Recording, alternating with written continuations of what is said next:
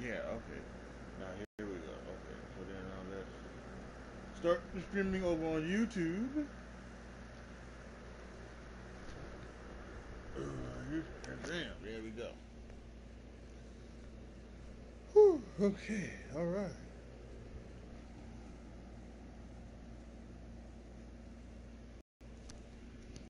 Okay. What is up, all y'all? Looking to a live stream, Madden. Now, I know I've been doing a lot of Madden lately, and for good reason. Um,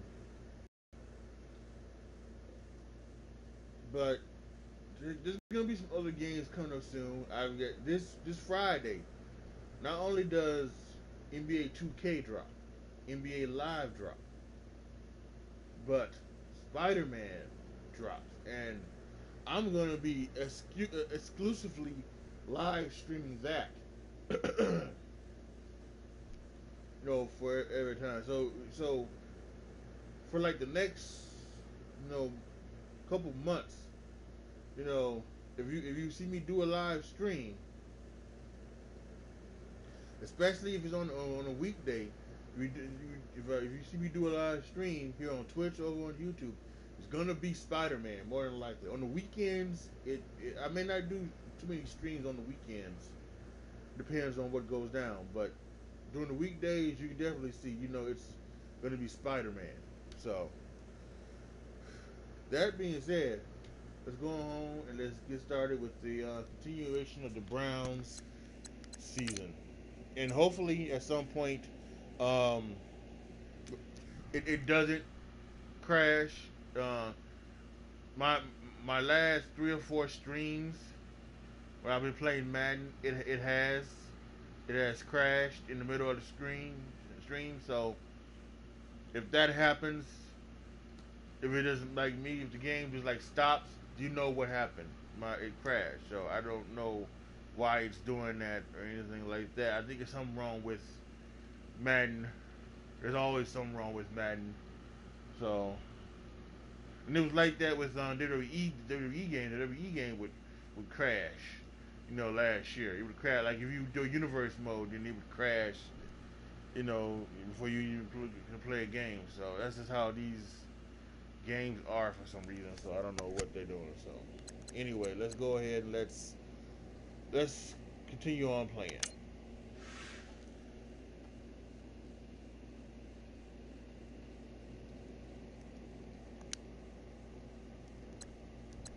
Yeah, I will. Let's see. I will.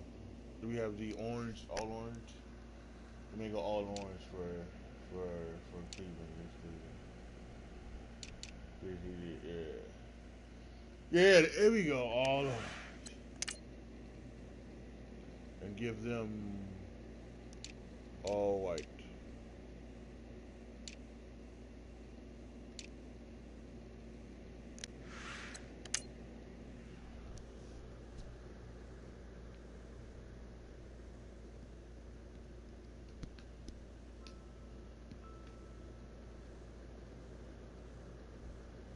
Every second of my time making sure that you get no coin.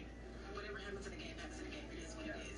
But in regards to Devon and Shane, I challenge you, it's just Devon and Shane. Yeah. Let's start fresh. Okay. I'm fully aware that Shane is trying to scramble to get back into my good graces, but once you're out, you're out. There's no second and third strike. You get one and done.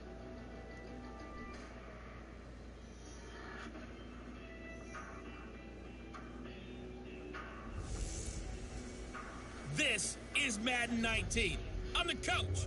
You're locked into the NFL on EA Sports. We are just moments away from what should be an excellent matchup between the Los Angeles Chargers and the Cleveland Browns.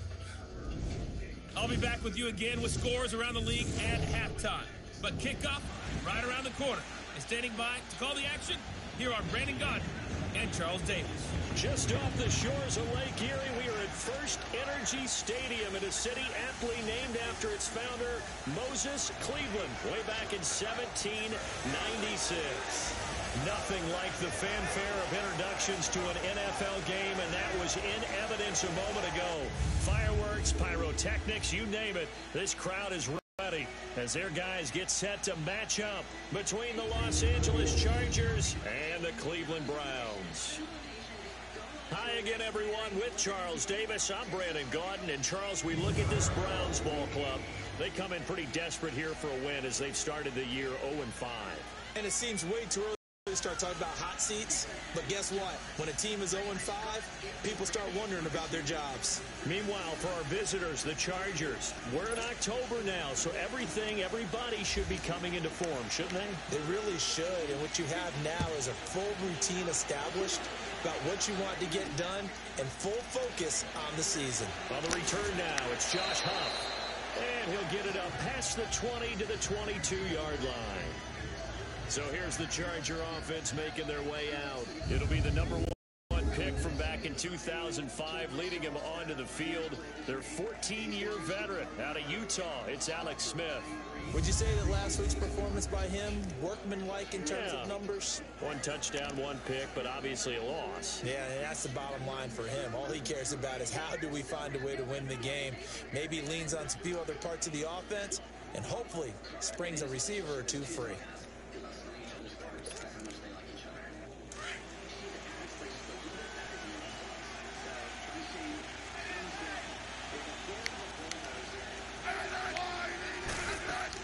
They go play action here on first down.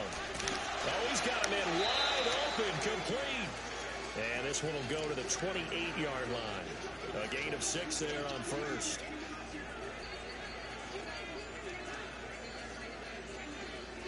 Six yards was the pickup on the last completion, so here's 2nd and 4.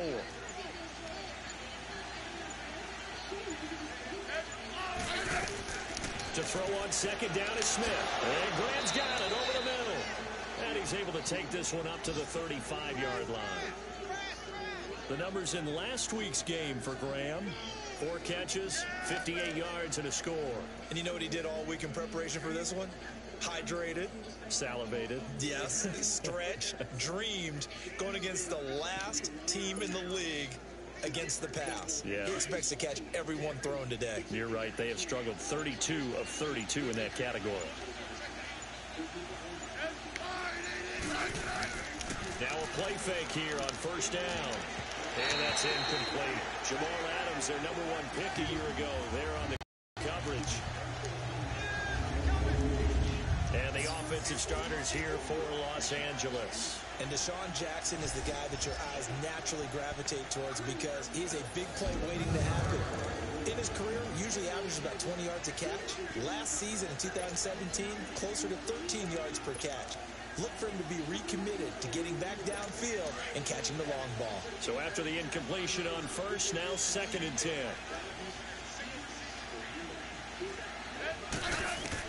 Second and 10, Smith again. And nearly an interception here on their opening drive. But instead, 3rd down. And now the starting defense for the Browns. Still going strong at age 33 in this secondary is Eric Weddle. 6 interceptions, tied for 3rd in the NFL in 2017, but that's just a small part of what he does. Plays the run very well, has great intelligence in the secondary, make sure everyone's organized and in the right spots, and has the instincts to break a play when necessary and create a bigger one. Now they face a 3rd and 10 after back-to-back incompletions. Throwing is Smith. And the 3rd down pass falls incomplete. You can tell they were hoping for a flag there offensively. Several on the sideline motioning. Hey, why not a penalty? Why not a penalty? What did you see? Yeah, I think you've got to let them play, and the officials are instructed. If there's contact coming from both sides, no flag. Let them fight it out. And forces 4th down.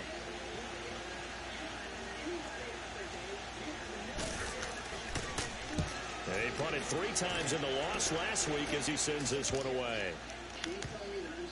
And a great job on special teams to down it as this will be marked out inside the 5-yard line.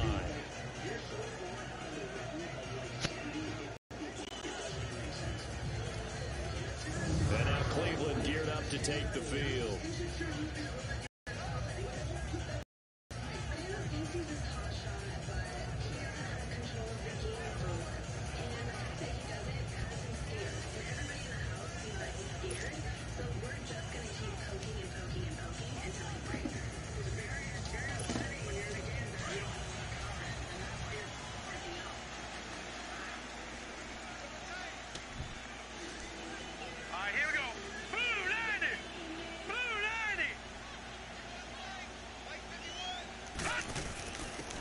first carry for a former 49er and also a former Buckeye. It's Carlos Hyde. And not much there as he gets it up to about the 5-yard line. So a look here at the key inactives, and we got this list before the game down on the field. They tell us the same thing every time, don't they? Next man up. No excuses. Be ready to play. That's the mantra of every organization. The key is having guys on the roster who are capable of filling in and playing at a high level. That's when you know you've drafted well, scouted free agents well, and stocked your team just the way you're supposed to. Back around his goal line. Here's Allen. Oh, and this is going to wind up with safety. Well, we thought these two defenses, they might come to play. One has already come to play here. A safety for the opening points of the game. Brandon, let's file this play away because if it turns out to be a tight game, who knows? This could wind up being the difference.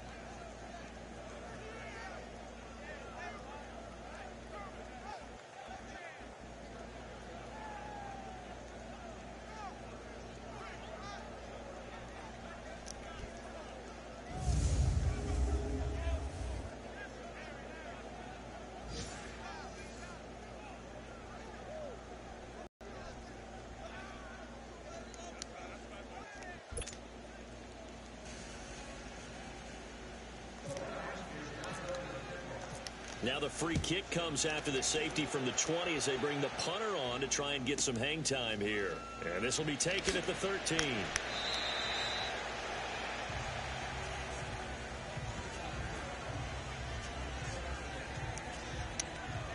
The Chargers offense gets set. They head back onto the field. They're out in front. Last time they had to punt it away. We'll see if they can add to their lead now. They don't want to go out and punt it away again. This team now wants to get a cushion, put people away. They want to run their offense and have it end up in the end zone. Oh, he took that in one-handed. What a grab. That one good for 13 and a Charger first. What a catch and one-handed, and I'm starting to lose my awe about the play, and maybe I shouldn't. How much of this is the player? How much of it is the glove? Well, those gloves, they do have a little grip to them, They don't get that they? little extra tackiness to them now, and I know the guys in the NFL, the competition committee, some other places, they're talking about examining those gloves to see if they're having too much of an effect on the game.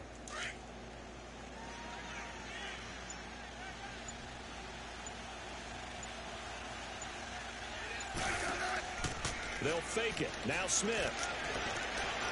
And it's incomplete. Josh Gordon, the intended receiver. And now it's second down.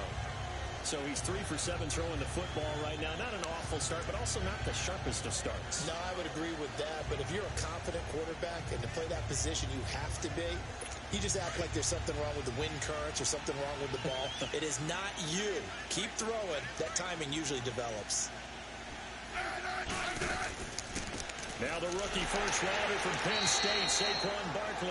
And this time he's going backwards. So after the no gain on the last attempt, here they get him behind the line. Michael Bennett's versatility, being able to play any position along the defensive front, allows him to make those types of plays. He finds good matchups and gets into the offensive backfield. And there it works for a tackle for loss.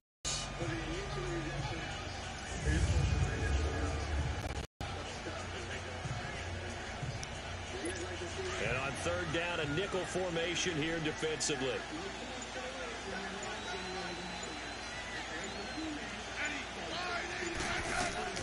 Throwing on third down, Smith. And incomplete. The contact made the ball roam free and brings up fourth down. I think the punter might start to get into a pretty good rhythm here if he keeps getting opportunities. But that's the last thing his team wants to have happen, right? The last thing you want to see is your punter feeling pretty good because he's out there all the time. Yeah, first quarter only, but they're 0 for 2 on third down conversions to start this thing. And this is away. It's a high kick, and he got all of it. Oh, he'll field it in the end zone. 12 yards on the return that time. And the Browns will take over with a 1st and 10 deep in their own territory. The Browns off. defense heading back out to take possession. And a big no-no last time. A safety to make this score 2-0 where we stand now. So, see if they can atone for that mistake. You give up points, but on the flip side, the positive side, after you punted the ball away or kicked it away, defense held. Defense held for you. So there's a little bit of relief there. Now they know they can get back out on the field, run their offense, and try to put the defense in a bad spot again. So they fake the handoff. Now Allen. He's going to rifle one deep left side. And got his man complete. A big play that time for Cleveland. 49 yards. Well, it's one thing to grab it with one hand, but when you make a catch of that distance, quite another. Yes, sir. I mean, that one right there.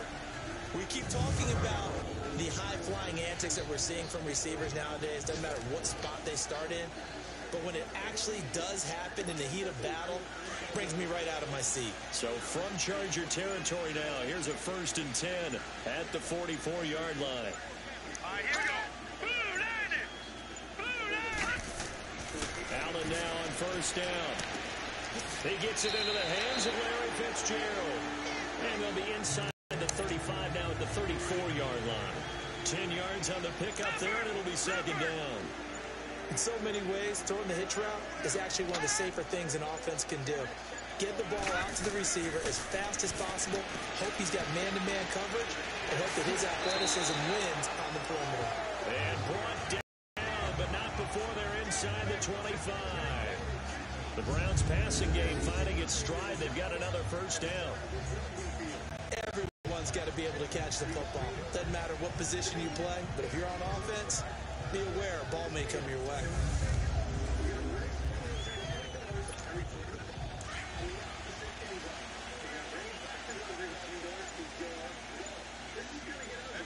Here we go now. Green,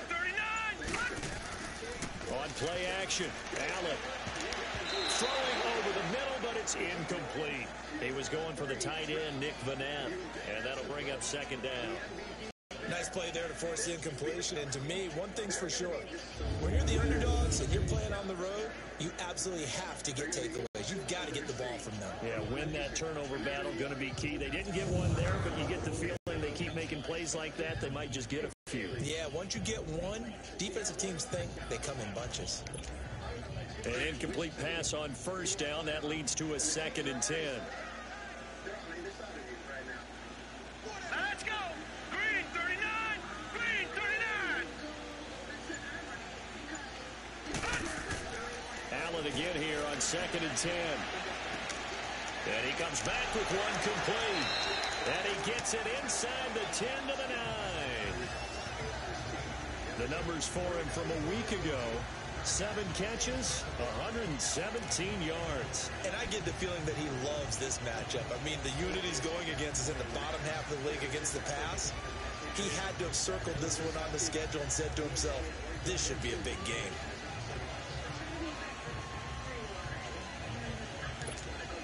A first red zone opportunity for the Browns thus far. They're looking at a 1st and goal from about the 9. Let's go. 3-19. On 1st and goal. And he'll take this from the 9 down to about the 7. Well, it's been the air game that's taken them down on this drive before they finally turned around and handed it off on the last play. And now they're looking for the big boys to get him in the end zone. Couldn't do it there. It'll be interesting to see. Offensive lines had to pass block a lot on this drive. Will they be able to revert and fire out and create some space in the run game? The line of scrimmage, the 7 now on 2nd and goal. All right, here we go. 3-19. 3-19. Play action. Now it's Allen. And he rifles one incomplete. Will tie the intended receiver. And it's 3rd down. Before the game, they were running the route tree about as efficiently and effectively as we could have possibly imagined. But sometimes the passes just go awry. Yeah, let's face it. When you're running the route tree in pregame, you don't have defenders breathing down your neck. You don't have defensive backs making plays on the football. Hard to replicate the intensity of the game in pregame. 6 plays got him down here. This is play number 7, 3rd and goal. Here's Hyde, 3rd and goal. Call it no gain on the play, so no help there. And now 4th and goal. Now I would be surprised if they go for it. 3 points is not ideal. It's not what they want, but it's still only the first half. Take the 3 points and move on. And Tucker's kick right there. It's good. And they will jump out in front here with a very unusual scoreline of 3-2. So I guess we'll call this a pitcher's duel so far. I think that was a 3-run homer there, and it makes it a 3-2 ball game. Yeah, what inning are we in? It's not the most common of score lines, but it's pretty indicative of the fact that we're in for a tight one.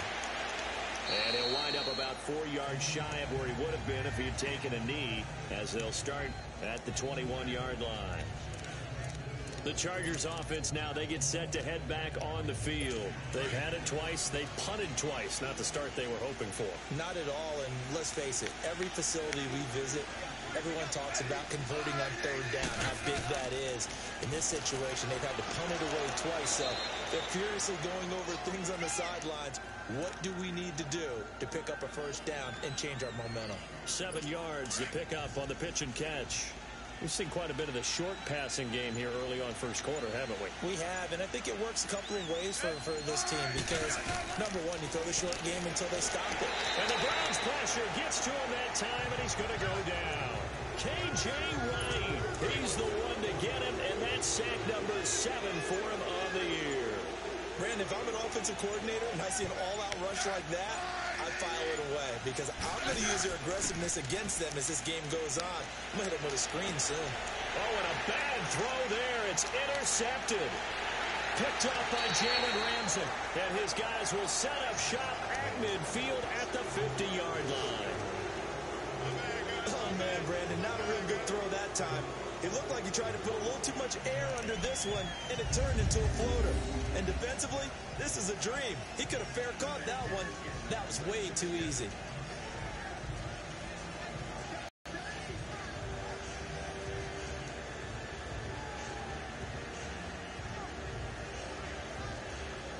Here comes the Browns offense back onto the field. But what do you think? You get the ball off the turnover near the middle of the field.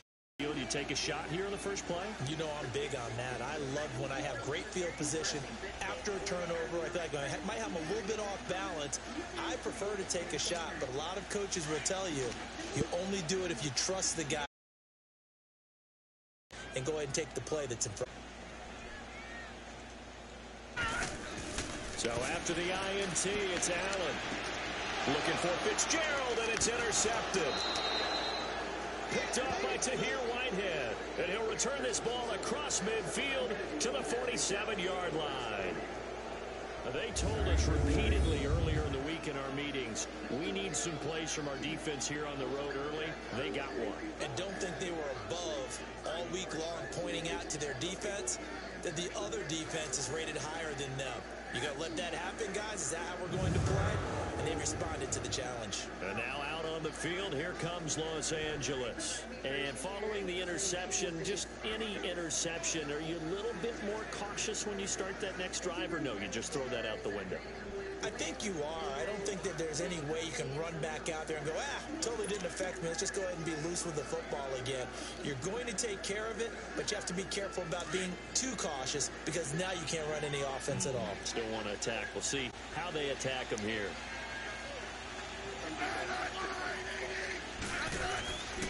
A first down carry for Barkley. And he'll get this down only to about the 46. The veteran Carlos Dansby in on the stop. They tried a quick hitter inside, but that one was swallowed up because what they're hoping, this big defensive lineman will take the bait and move laterally and open up a crease that they can run through. Didn't happen on that play.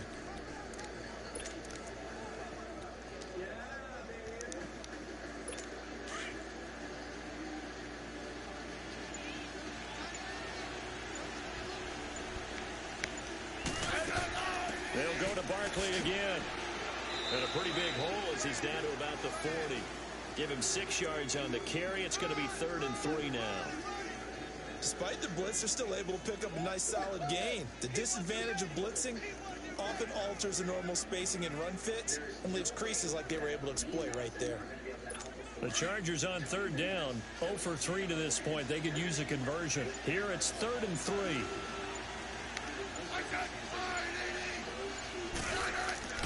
Now it's Smith. Got a man. It's Amendola. And he's able to get it to the 33. Good enough for a first down.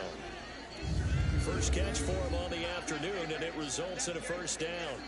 This has to go down as one of the simpler routes in the playbook, but oh so effective. Nice completion there. Keeps the sticks moving.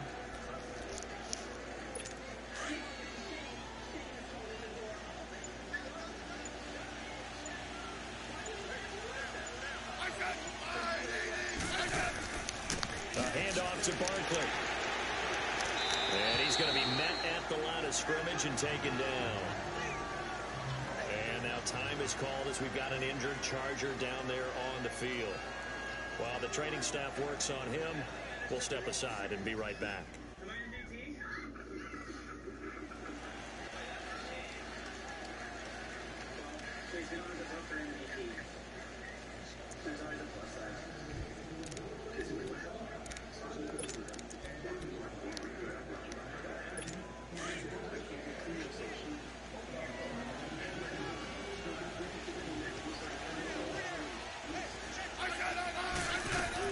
Here's Smith now on second down.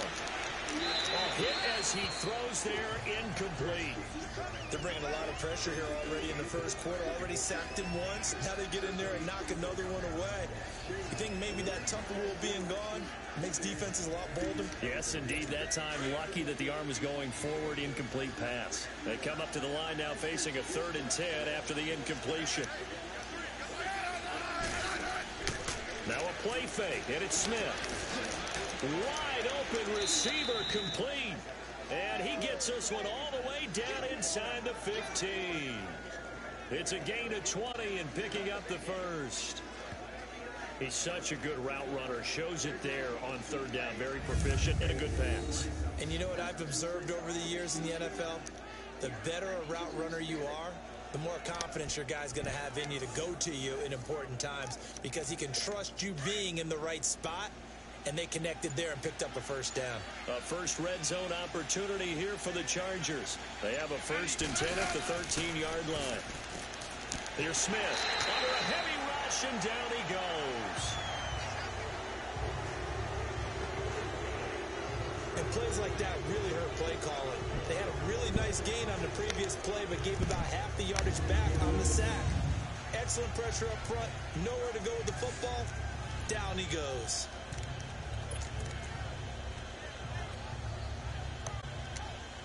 Got to imagine the pass rush will be equally intense here on second down following the sack. It's 2nd and 18. Nyheim Hines, his first carry. Open space inside the 10. And out of bounds just shy of the end zone at the 1. That burst good for 20 and a first down. But for a running back, that kind of encompasses everything right there. Terrific run, but he almost gets it to the end zone. Remember, almost. Didn't quite get there. Most running backs I know, they don't want to come out of the game now. They're screaming to the bench, call it again. I want to get into the end zone. Now Smith. And this is caught. He's got it. Touchdown, L.A. Jimmy Graham, his 4th touchdown on the year. And the Chargers are able to strike for 6. Yeah, he is a reliable target. They like to get him involved. They got him involved there for the score. And they should. He's a very good player. Remember, they can use him in certain positions, so many different spots, and he usually comes through for them.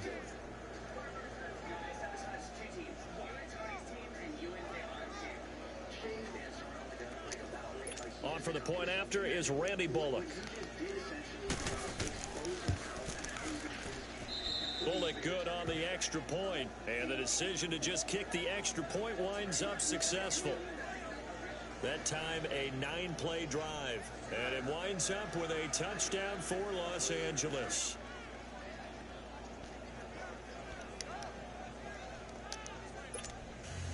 Bullock out now to kick this one away. This fielded a few yards into the end zone.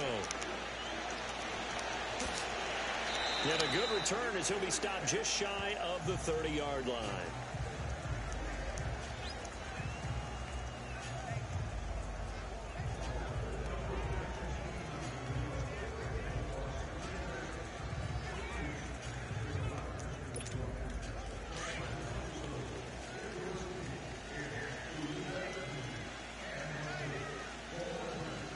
Let's go. Green 39. Green 39. They go back to the air here after the INT on the last drive. He finds his running back, Hyde. It's a gain of 7, and it'll make it 2nd down.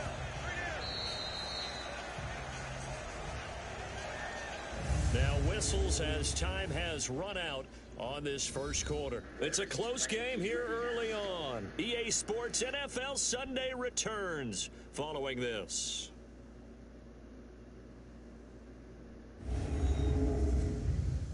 The NFL on EA Sports is presented by Snickers. You're not you when you're hungry. Snickers satisfies. Back with Charles Davis. I'm Brandon Gaudin. The Browns with a football to begin quarter number 2.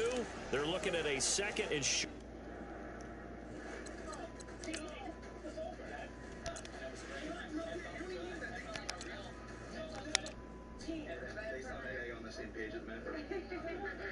I feel like doing a toast to my team, but then again, my team doesn't deserve this. I think the toast actually should go to Shane, because he killed it for us.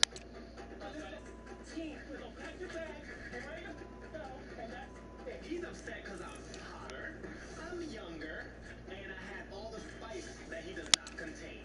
He feels threatened by me. There's no yardage to start things out.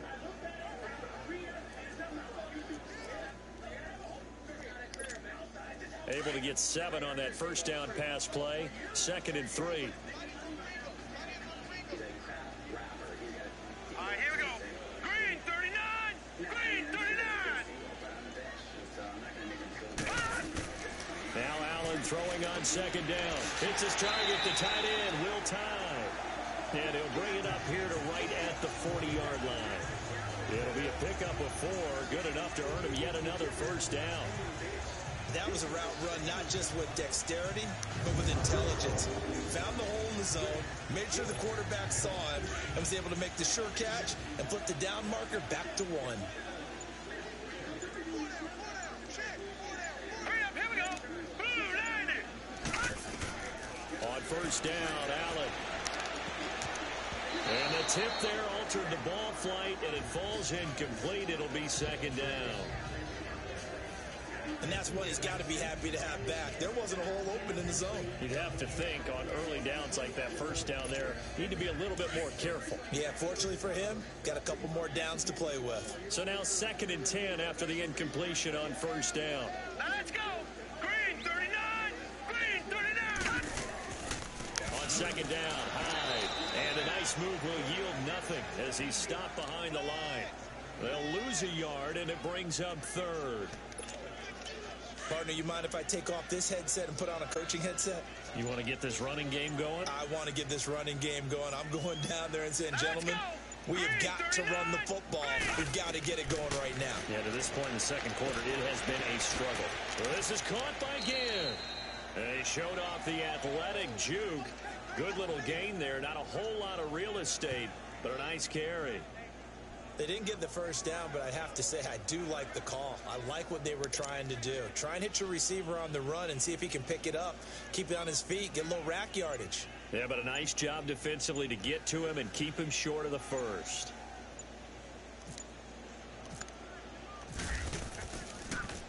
He steps into this one, and this is a rocket.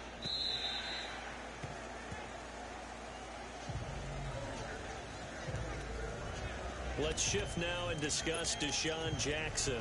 Not only does he not have a catch, I don't think he's been targeted in this game, but they're winning. And if you ask a receiver of his magnitude, he'll tell you that it's because everyone is focused on him anyway. Okay, you've taken it away. No catches, no targets, but we're still winning. I've opened things up for the rest of my team. I know how receivers think. They've been using him as a decoy, and effectively so.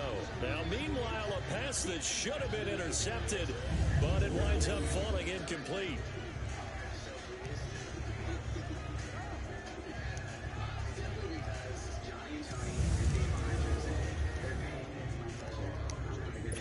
After the incompletion, here's 2nd and 10 from the 20. On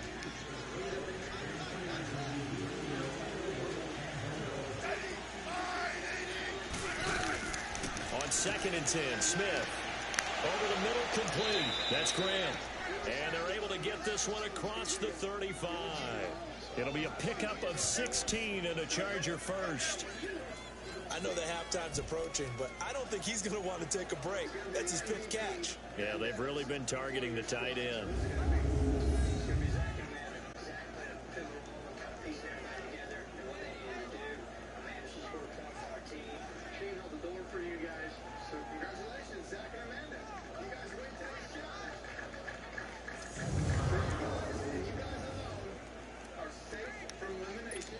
Smith now just 8 of 16 thus far, 50%, but it's 1st and 10. Smith on 1st down. Throws a quick hitter on the slant. That's complete. And getting this just shy of midfield, they'll spot it at the 49. 12 more yards there and another 1st down. You can see the time and effort and thought that they put into their passing game because it was evident right there. It looks like a simple pitch and catch, but you and I both know that they have planned for this and worked hard to make it happen.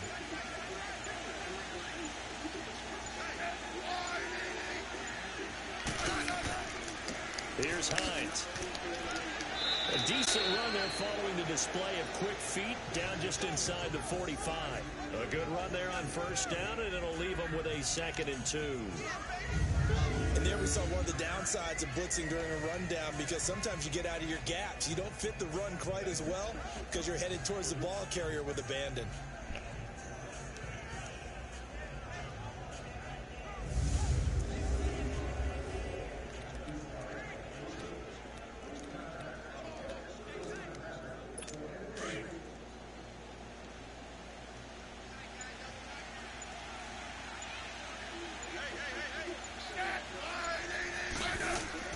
Now it's Smith off the bootleg. Oh, he's got a man wide open, complete. Still going. Touchdown, L.A. Jimmy Graham with his 2nd touchdown of the game and 5th on the year. And the Chargers are going to add on to their lead. He's having a nice little 1st half here, partner. And it's a 1st half that leaves us anticipating what can still come. I mean, 2 touchdowns already here through the 2nd quarter. There could be plenty more before this game is over.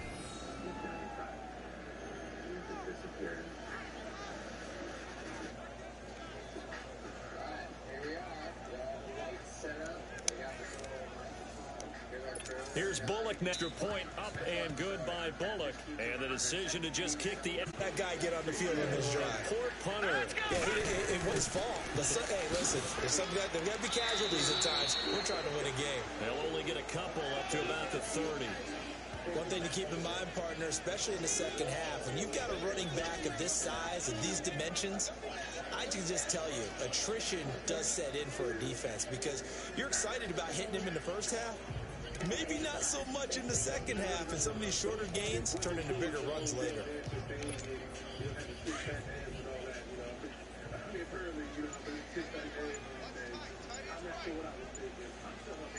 Let's go! Allen looks to throw on 2nd down. And Green with a catch left side. That one good for the completion percentage, but no gain. It'll be 3rd down. That was impressive to me because while it was a pass play, they still rallied to the football like they were filling running lanes, and they were able to put the receiver on the ground. They had the catch on 2nd down, but it didn't help at all, and now they're looking at 3rd down here. All right, here we go. Throwing is Allen on 3rd. Now he'll dump it underneath to his running back, complete. And he will have a 1st down here at about the 40. They get 9 out of that one, and as a result, the drive continues. Well, it's tough to be a defender in today's NFL because there's so many things to account for in today's passing game, including the back sneaking out of the backfield. Not quite as bad as a turkey bowl where you have that center-eligible stuff, but still a lot of guys to account for. Fitzgerald's got it right side. And he'll get up to the 43-yard line.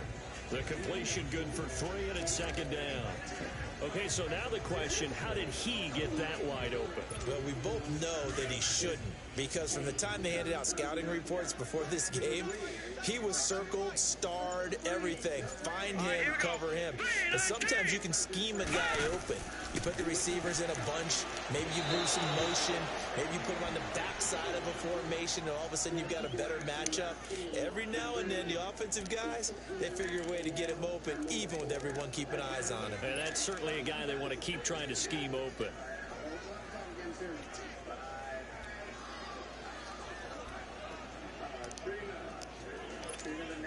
The Browns on third down. Just 1 for 3 thus far. This is 3rd and 7.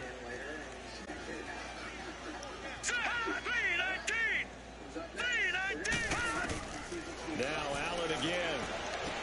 Now he'll dump it underneath to his running back, complete. And he's got the first down yardage as he takes it down to the 49.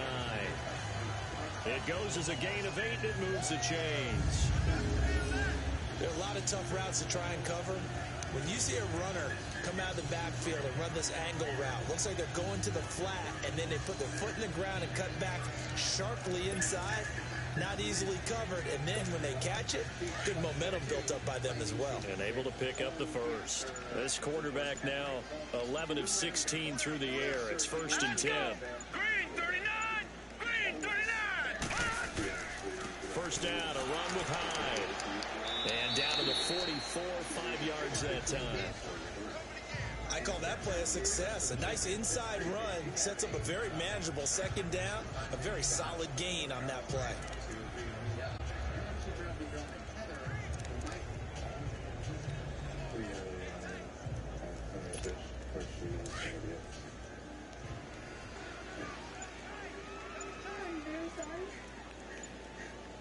Here we go now.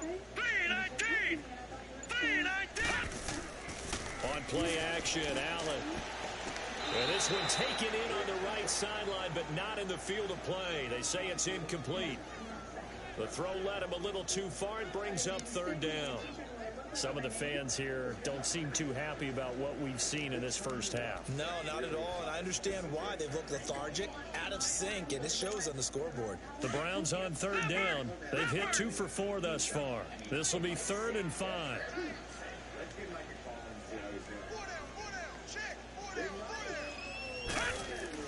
Now Allen off the bootleg. Complete here. It's Hyde. And he'll be brought down, it looks like right at the 40. 4 yards on the pickup, and it'll be 4th down.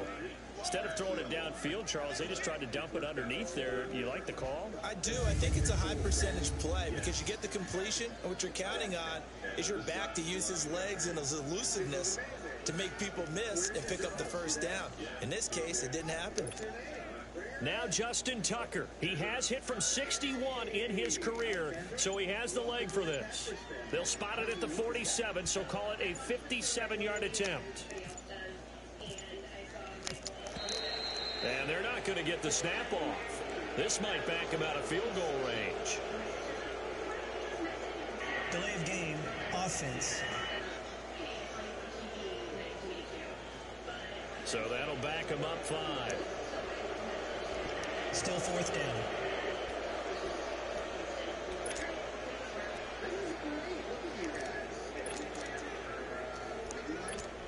Here's Johnny Hecker now. On for his second punt. He'd take a repeat of his first. He gets this one away, and boy, it's another boomer.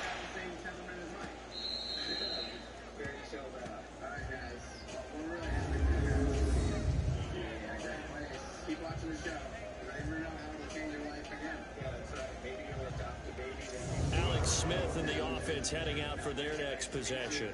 And he's looked pretty good. Does have the 1 interception, but 2 touchdown passes so far. Your analysis? They'll take the offset. When you're talking about throwing 2 touchdown passes, no one wants to see an interception thrown, but those things happen in the course of a ball game and over the course of the season. But throwing 2 touchdown passes, that's why the team has an advantage. That's what they're looking for more of. They'll be hoping to make it a 3-to-1 ratio here in this. Oh, and he's not going to make it out of the end zone. The Push too strong, and that'll be a safety. Well, I think you can go ahead and give your punter an assist on that one. Pinned him deep, and the defense comes through with 2 points. You're exactly right, partner. This was all set up by a great punt, and if the ball goes in the end zone, this never happens. So great call. Give the punt team and the punter some love. After the safety, remember, they also need to give up the football, and here's the free kick. Here's Ginn.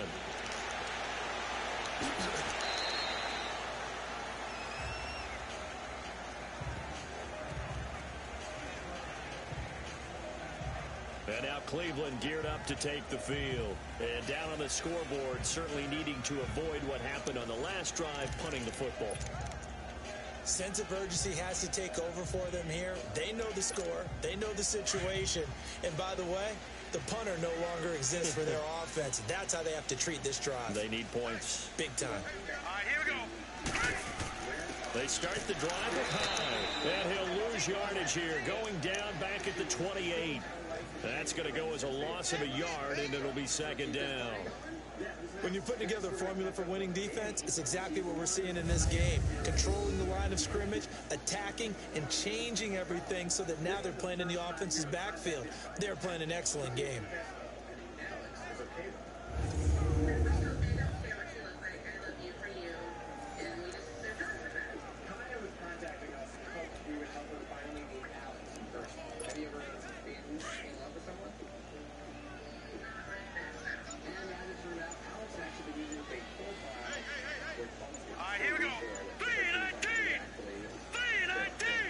Snap comes in 1, and it's Allen.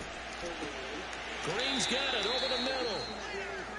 And down he goes, but he takes it up to the 40. The quick slant, good for a first down, a gain of 12. That was a nicely run slant route, and what the receiver's trying to do is make the defender think he's going upfield for a deeper route, and then breaks it off, usually after about 3 to 4 steps, and cuts towards the middle of the field. And now what he's trying to do is use his body to keep the defender away from the football and give the quarterback a really nice target. Now a play fake here on first down. Over the middle, and it's incomplete. This defense has been very disruptive early on as they force another one to go awry. Seems to be the front and the back end. Pass rush, they've been able to get home, and they're taking the ball away in coverage as well. I love how you put it together. The front and back working in sync, only way to play good defense. After the incomplete pass, here now is 2nd and 10. Hurry up, here we go. They'll give to Hyde. And an alley to run. And he'll be taken down just shy of midfield. 9 yards on the pickup there as they'll be left with 3rd and 1. So much of the game today, we're looking for hybrid players, guys who can do a combination of jobs. And anyone who plays a strong safety position, now more than ever, is a hybrid type player. Half defensive back that covers passes and half linebacker that makes tackles. We just saw the linebacker make that play. The Browns on 3rd down, 2 for 5 to this point. They're up against a 3rd and 1 situation. Now let's go. Green, 39.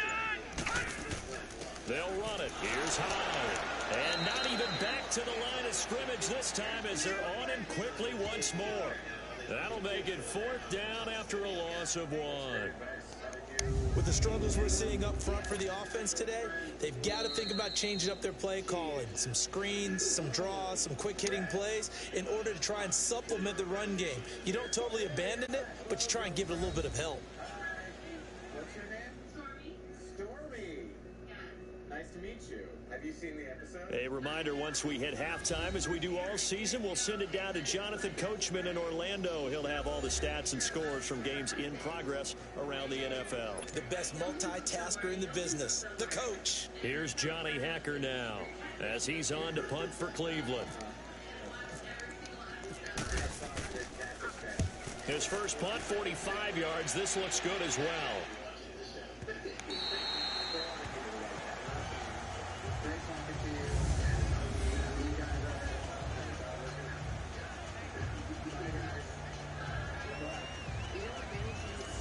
Smith and company heading back back out there now. They've got the lead. He's a big reason why. Looking sharp so far. And as we travel around the league, we see quarterbacks get it done in a variety of ways. But today's NFL does tell us one thing. If that guy doesn't play well, their team's not going to win. And right now, he's got his team in the lead. And now they'll look to extend that lead. On first down, it's Smith. To the sideline. Wow, what a catch. Doesn't get a lot out of it, but he is able to keep the feet in bounds. They should have got more out of that, though. He was wide open. I love how emphatic you are with that call, because that's exactly what I was thinking. Wide open. Oh, I remember that. Give him a ball that he can use to get upfield with, not just catch and go over the sideline. They cost themselves some yardage there. So 2nd and 8 here after the pass play for 2 yards on first down. On 2nd down, here's Smith. And he coughs up the football near his own goal line. And he'll score. Touchdown, Browns. It gives some kudos to the defensive coordinator, I think, here. They bring the blitz, they dial it up, and it turns into 6 points for them. It's so nice to hear you actually give kudos to the defense. It is so nice for such an offensive guy like that. I love it. He dialed things up, and boy, a big play resulted for his guys. Well, you like the credit to the defense there, right, my friend? Yeah, do I ever. Justin Tucker for the extra point.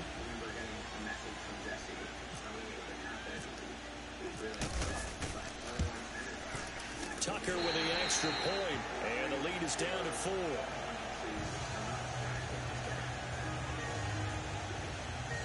The scoop and score, always an exciting play in football, and we witnessed it there, grabbing it off the ground and then rumbling it into the end zone for 6.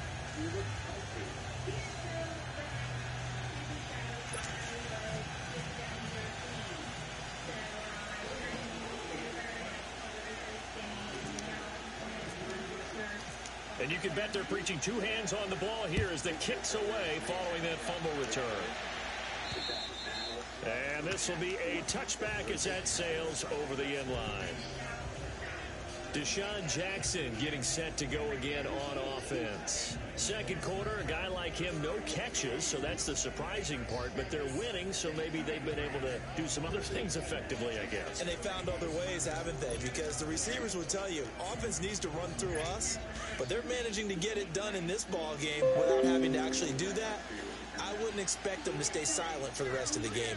Yeah, you got to think that his first catch is coming at some point. On first down, Smith. Quick throw that's complete on the inside slam. And he's able to get out to the 32, brought down there. 7 yards, the pickup on the pitch and catch. Nothing fancy on first down, but a very consistent type of a play. Hit that slant. A lot of people call it an extension of the running game, and it can be if that pass is completed, because you hit a guy on the run like that, you often can go for big yardage. Sets him up nicely for second down, staying ahead of schedule. Throwing is Smith, and left side here, it's Graham. And he'll be taken down, but not before he gets into enemy territory. 7 catches for him now, and this last one, a first down. So in the second quarter, he's already up over 100 yards receiving now. And isn't 100 the magic number for a really good game for a receiver? So you got a chance to really shatter that and have a profound effect on this game.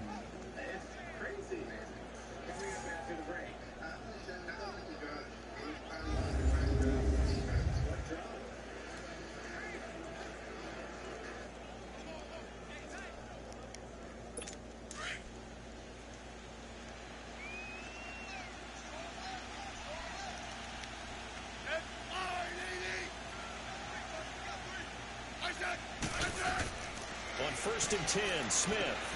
Over the middle, it's Amendola. And he's brought down. And now we won't see a play on first down. We're going to get a timeout instead, as the clock will stop with 45 seconds to go in the first half.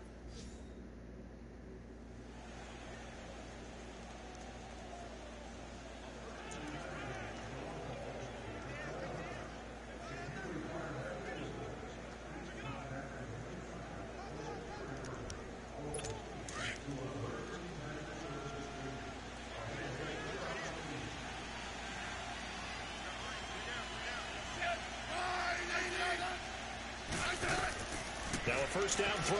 It's Smith to the sideline, and wow, what a catch there. He doesn't get a lot, but he was able to get the feet down complete.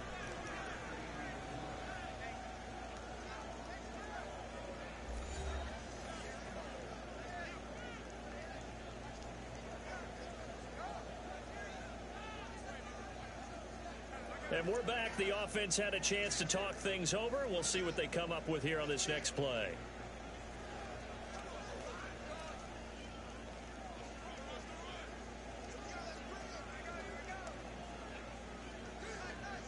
That first down completion only netted him 3. 2nd and 7.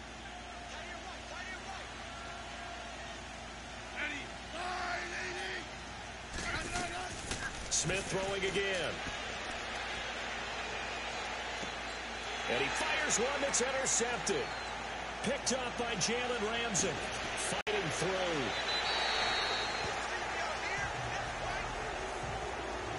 And that's now the second time he's picked off a pass here in the first half alone. Again, another great read defensively. And you just see him get in the right position to make the play and get his guys the football back.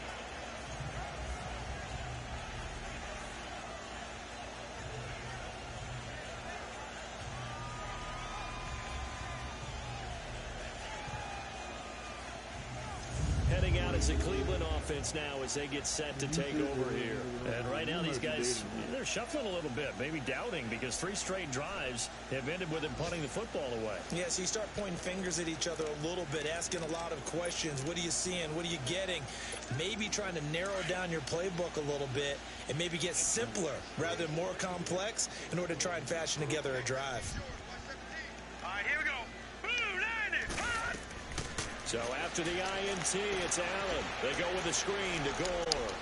And he'll get it inside the 40 to the 39. Now whistles come in. We're going to get a timeout here by the offense, as they'll stop the clock with 24 seconds to go in this first half.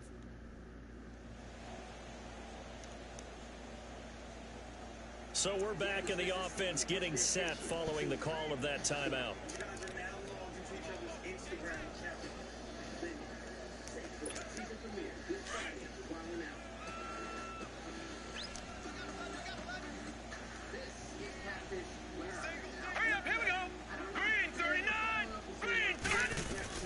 On second down, here's Allen.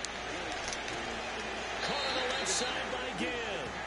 And he's going to go out of bounds. He takes this one down shy of the 20.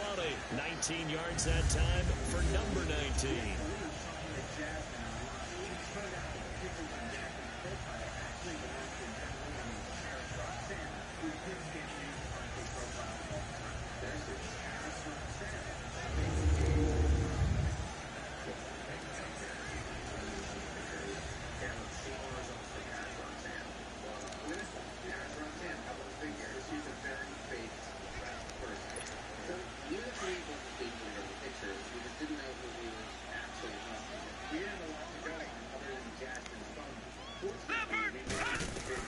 Throwing on first down is Allen. Into heavy traffic, and it's intercepted. Picked off by the linebacker, Jared Davis. And his guys have got it back at the closing stages of the first half.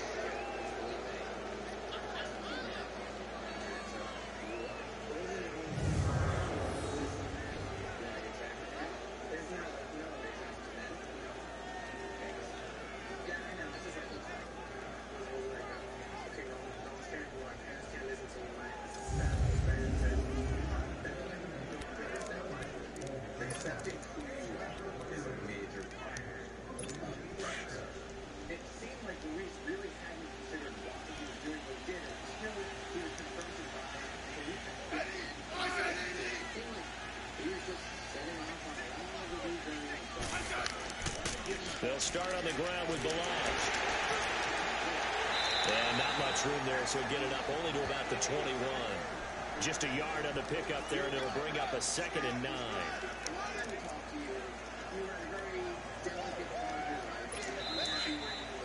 So we reach halftime here in a 4-point game.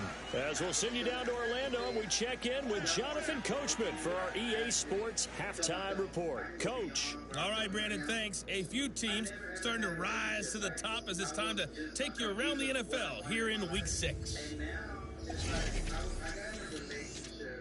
We'll begin with, let's call it a testy-est rivalry in the NFL today. Cincinnati playing host to Pittsburgh in the AFC North. And it's the Bengals who have the lead in the second quarter. Carson Wentz with a touchdown pass there. Next, we head out to check out another game. And they've got the lead in their matchup with the Tampa Bay Bucs. 2 touchdown passes there for Dak Prescott. Lastly, let's check in at our nation's capital. See what's happening with the Redskins at home at FedEx Field. And for the moment, they find themselves trailing the visiting Carolina Panthers. The Panthers looking to sew that one up, and they look to be in pretty good shape. In our game, it's been their new quarterback this year, Alex Smith, with a strong first half. His guys are out in front as we send you back to First Energy Stadium in Cleveland to rejoin Brandon Gaudin. All right, Coach, thank you, and we welcome everyone back for quarter number 3. Both teams appear ready for the fight ahead, and we resume action here in quarter number 3. This is fielded a couple yards deep. And nice work on the return as they'll start their drive just past the 30-yard line. Josh Allen leads the offense out for their next possession. And he's had some time to chew on that interception he threw on his last drive back in the first half. Well, normally we say you want to get him right back out on the field and play again, right? But as you mentioned, had the halftime, had to stew about it a little bit. Maybe he'll have a chance to relax a little and kind of laugh and chuckle and let it go. He'll hope to respond positively here to start the third quarter.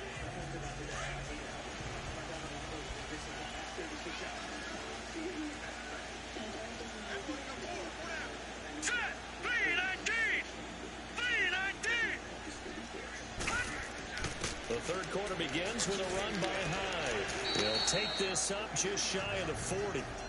Excellent display of footwork on that run. Just what you want on a first down run. Call it 8 yards, and it's 2nd and 2. Running lanes were at a premium in the first half, but he's able to find some room there, and he's hoping that that's a precursor of a big second half.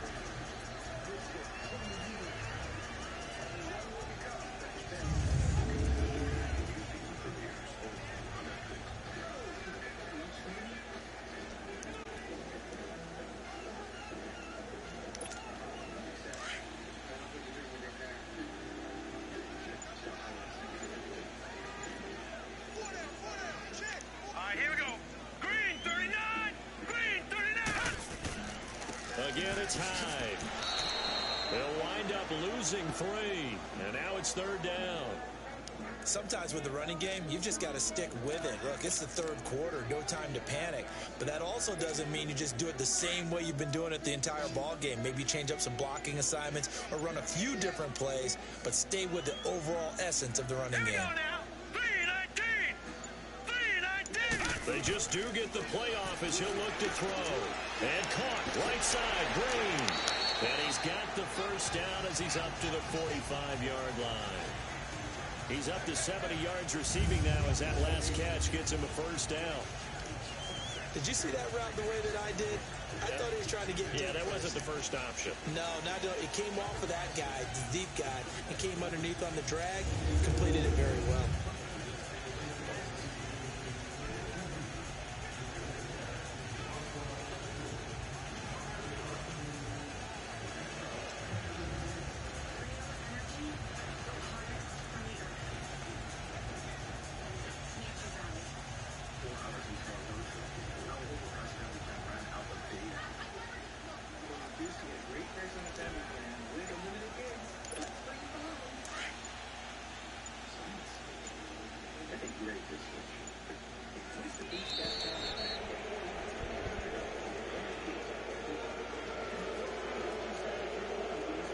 Delay of game, offense. He didn't seem in a rush. I guess they just didn't know where the play clock was. I think you're Still first down. Yeah, because there was no hurried movements there, right? No up-tempo at all. Clock just ran out. I think he was as surprised as maybe his bench was.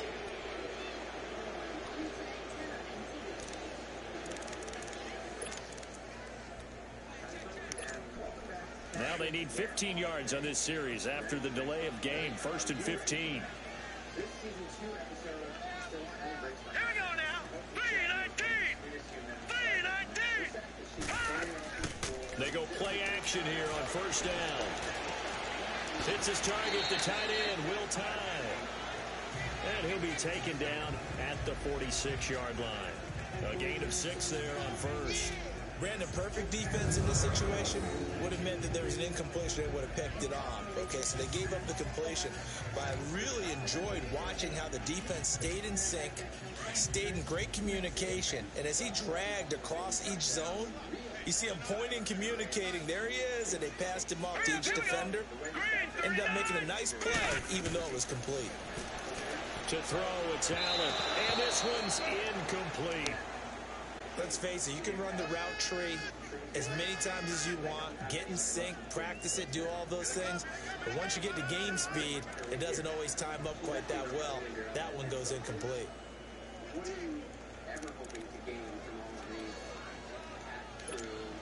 The Browns on 3rd down. 3 for 7 so far in this game. This is 3rd and 9.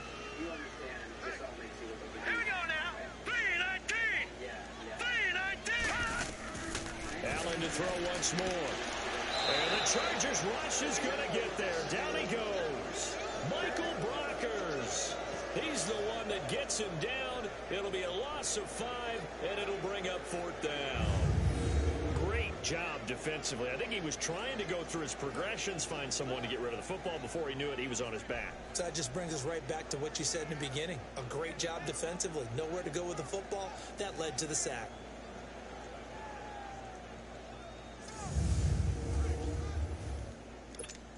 Here's Johnny Hacker now, as he'll punt it away for the 4th time today.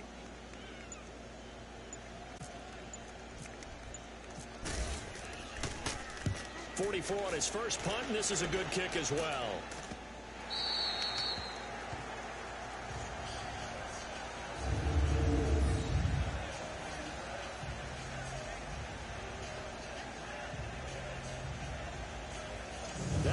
Chargers offense, they get ready for their first possession of the second half. They have the lead here. Well, we talk a lot about pregame speeches. What are halftime speeches like?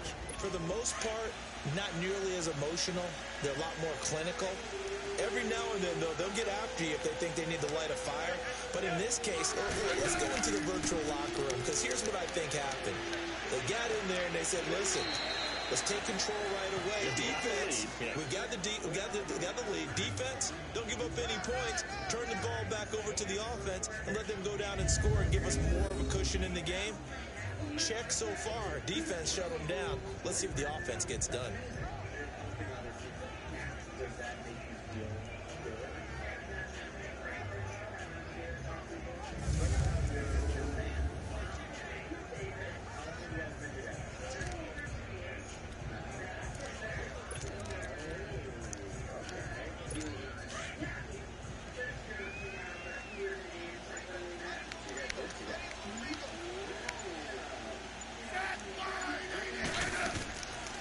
They'll run it now out of the gun. And that play going absolutely nowhere as he's belted before he could get out of the backfield.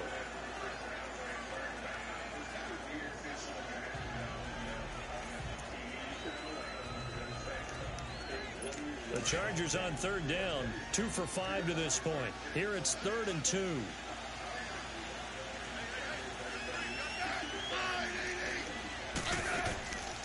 They run again with Hines.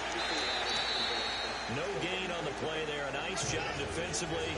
And it likely forces a punt situation on 4th. But at least he was able to break that initial contact, or it could have been a loss. Yeah, give credit to the defensive player, though. What did he do? Made him slow down, slow up his feet, and allowed the rest of the guys to get there to finish him off.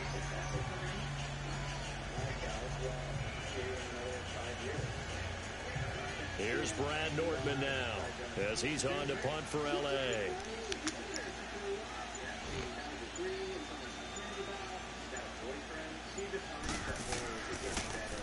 And he gets this away, and look at this. This is a good one.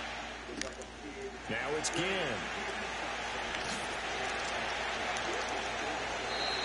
Give him 11 yards that time on the return. And the Browns will take over 1st and 10. And the Browns getting set to go. These guys had to punt their last possession, and that's become too familiar of a refrain. Too many of these drives just wound up going nowhere. But you know how in baseball, when the pitcher gets a base hit and he's on base, they bring his jacket out to him to keep him warm? A lot of times the punter goes to the sideline, puts on sweatpants or a wrap over his leg to keep it warm. He might need a massage from the trainer right now from all the work he's getting.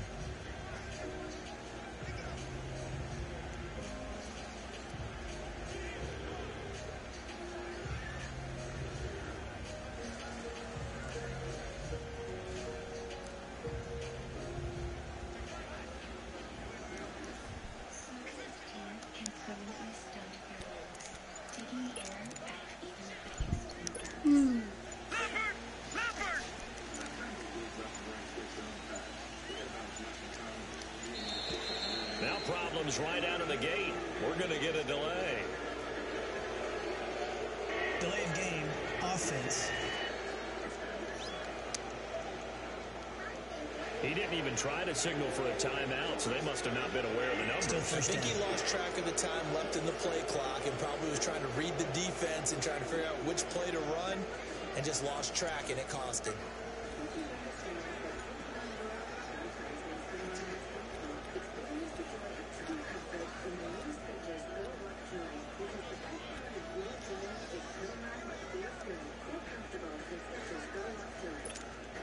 The delay of game backs him up 5, 1st and 15.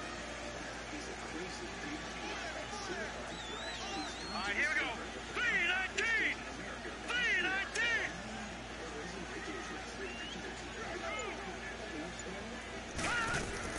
3-19. Working out of the shotgun. Here's Allen. Fitzgerald bringing it in over the middle. And all the way down to the 26. A big play that time for Cleveland. 46 yards. Well, partner, I'm not sure how this drive's going to end, but how about the way they flip field position there? A nice attacking play that picked up a heck of a chunk of yardage.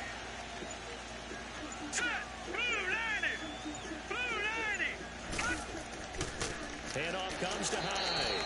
And his rough afternoon continues. He's going nowhere again. Officially no gain on the play, and it's 2nd down. Now, they struggled to get him rolling on the ground in the first half, and that's sort of continuing here in the 3rd quarter. Yeah, but I don't think it's time to abandon the running game. I would say keep feeding the horse, and I believe he'll eventually reward them, especially as we get deeper in the game.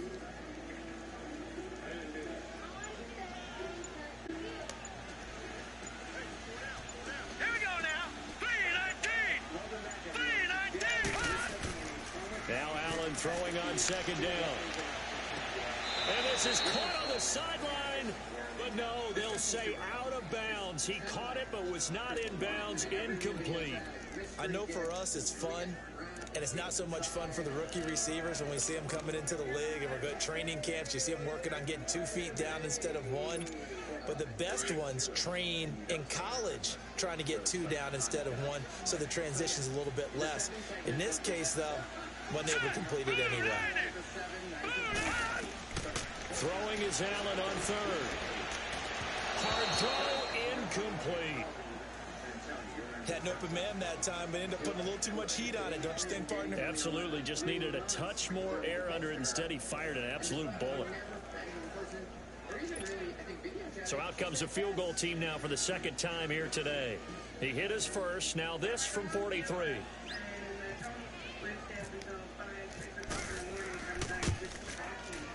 And Tucker's kick right there. It's good.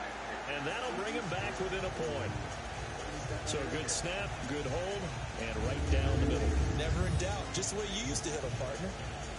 You mean like kicking the ball? Exactly. Well, that was in high school. Doesn't matter. I don't care what level. If you hit them, they go through.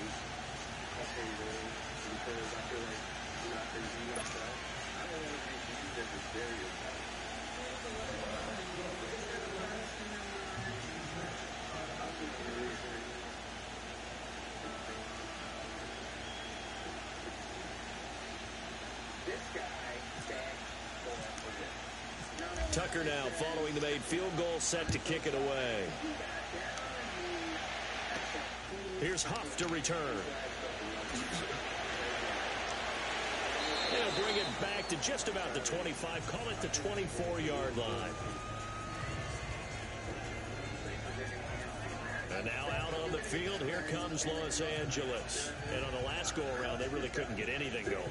They had to punt from deep inside their own territory, which means you're going to lose the field position battle as a general rule. What they're looking for now is a little more consistency, move the ball at least a few times on offense, get a couple of first downs, and hopefully flip the field. Yeah, just something to build off of. That's what they're looking for here. Off of play action, here's Smith. He's going to float this one deep. Oh, this is taken in. It's complete. And all the way in for a Charger touchdown. Josh Gordon, 76 yards. And the Chargers find a way to stretch their lead.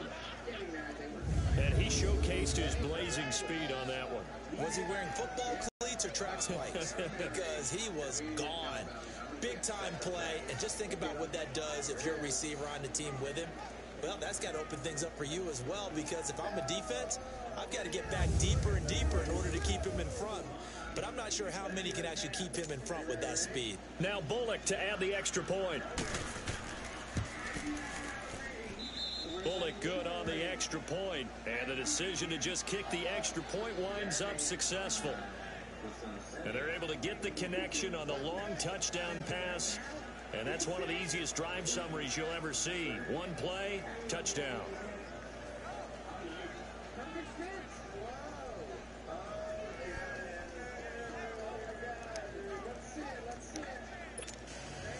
Bullock out now to kick this one away. That's fielded in the end zone. And he'll wind up getting an extra couple yards here for his trouble as he'll bring this one out to the 27. The Browns offense trotting back onto the field. And last time able to get 3. It's not what they wanted. They wanted 6, but they got at least something. They mustered something out of the drive. They'll take it. Just, I like the way you've described it. Not ideal, but they'll take it. Anything to put some points on the board.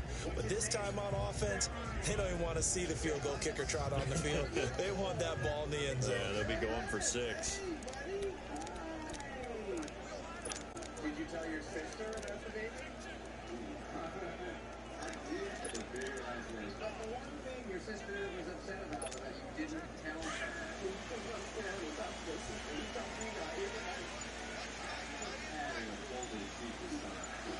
Now let's go! Green 39! Green 39! On first down, Allen. And it pops free. The collision there jarred the ball loose and brings up second down.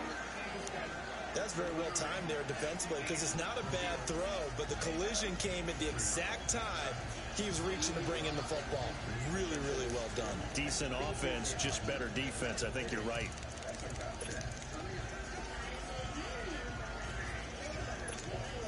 So after the incompletion on first, now 2nd and 10. No, check, Patriot! Here we go! Patriot! 3-19! A give left to Hyde. And he'll push his way forward to about the 32. Give him 5 on the carry there, and it'll set up a 3rd down.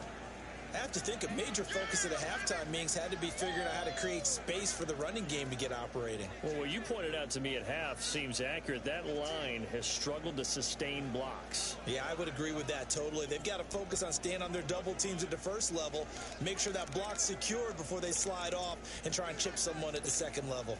The Browns on 3rd down. They've converted a 1/3 of their opportunities, 3 for 9. This will be 3rd and 5. Hurry up, here we go! 3-19! 3-19! Now Allen.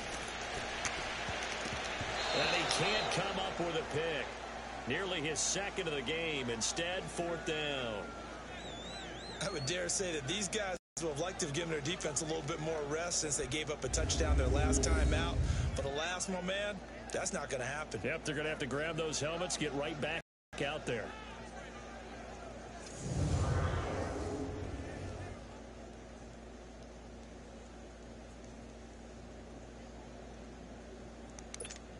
Here's Johnny Hacker now, as he's on for the 5th time here today.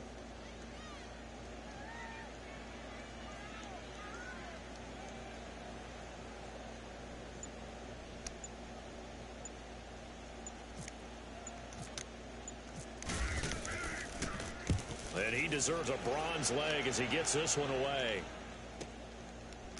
And all deep in his own territory, he coughs up the football.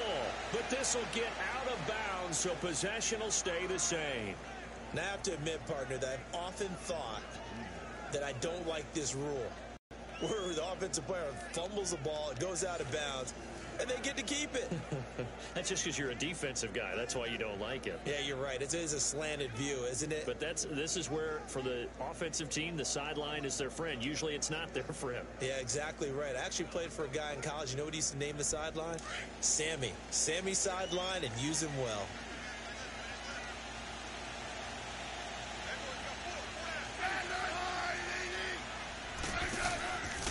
They begin the drive with Hines.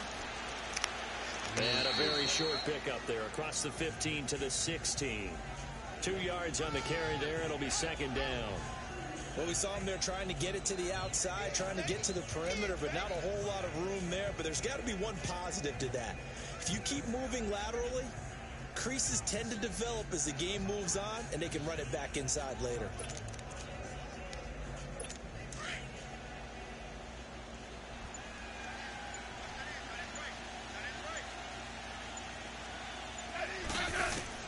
Here's Smith now on 2nd down.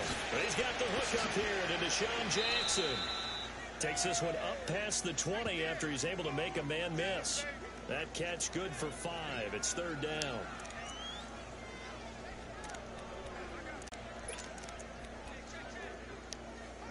The Chargers on 3rd down. They've converted just 2 for 6 thus far. This time it's 3rd and 3.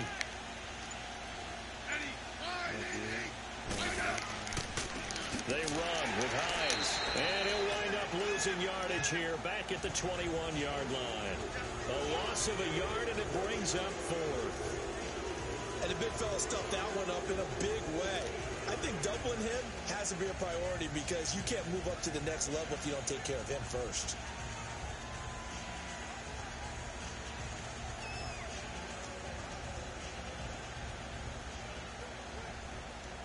Here's Brad Nordman now. He's been terrific so far.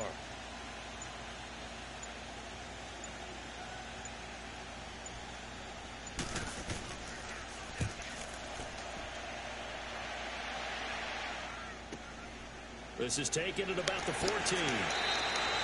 So a change of possession here on the punt. And that will come the offense as they take over. And now Cleveland geared up to take the field. And our game's hit a little bit of a lull here, a little bit of a snag. Punts on back-to-back drives. And old school coaches don't necessarily mind that. Didn't turn it over, right? Didn't create a big play for the other team. Right now what you're looking for is can you gain an advantage in field position? And that's what both teams are seeking right now. Yeah, they'll be seeking to gain that advantage here on this drive. And he's going to lose yardage and be backed up to the 25. It's a loss of a yard there, and now 2nd down. He continues to struggle to find a crease to break off a big one and might need to just put that aside and just try and ram his way forward and get what he can. Unfortunately, the investigation didn't turn up anything helpful, so we decided to just give James a call and try to set up a meeting. Please, Bubba, I can't meet with you guys today. The only way I can sort of make this experience positive for both of us is if we can Skype sometime today. Then, James ghosted us. Finally, we managed to get James to Skype with us, and we discovered James was actually Delay of game, offense. And that'll be accepted, of course, and that moves him back 5. Still 2nd down.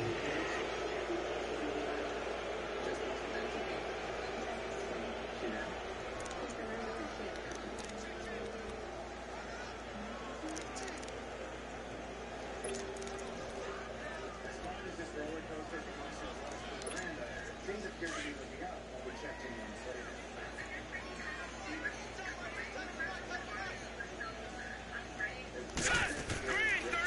looks to throw on second down. And Green with a catch left side. 23 yards on the play.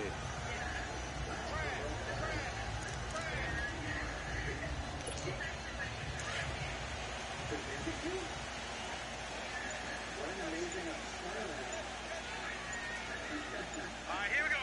Blue 90. Blue 90.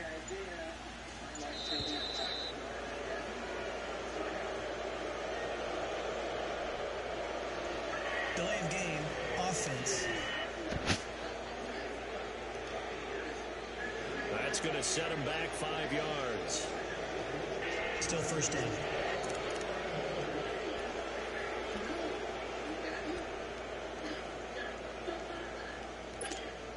So a little bit of a stiffer challenge now. 1st and 15 following the delay of game.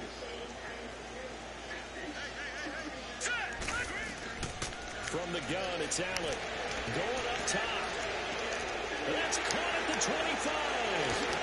And he does take it in for the touchdown, but a flag on the field, and I don't think this is going to stand. Yeah, don't put the points on the board just yet. Holding, offense. That's on the Pro Bowl guard, Marshall Yanda.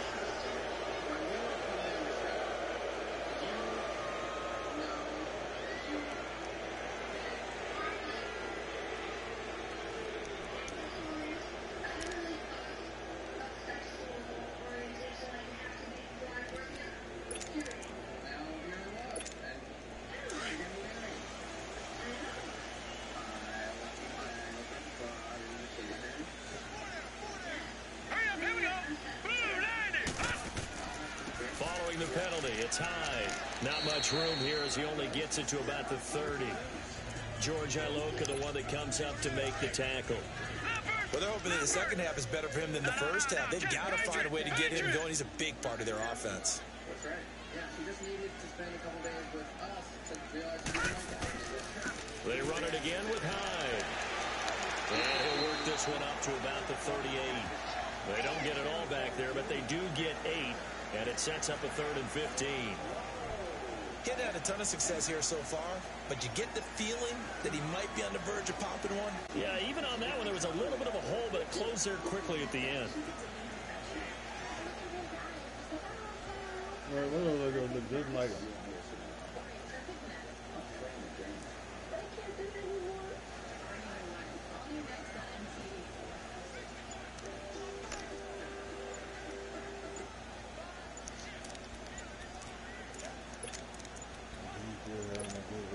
The Browns on 3rd down. They're hitting at just 30%, 3 for 10. This will be 3rd and 15. Delay of game, offense. And that'll set them back 5. Still 3rd down. After the delay, they're backed up even further for 3rd and long.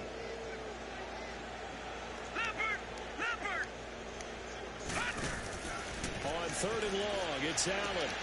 Out to the flat. That's complete to his running back. And he will lose yardage here to the 31-yard line. Losing 2 yards that time, and now it's 4th down.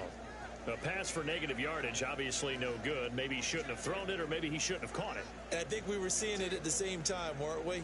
Maybe you let that one go, right? Because you can see the lost yardage about to develop. But that goes against every instinct of a receiver. They're taught to catch everything. So it's really hard to be mad at him and yell at him for trying to make that play. Here's Johnny Hacker now, as they're forced to kick for the 6th time today.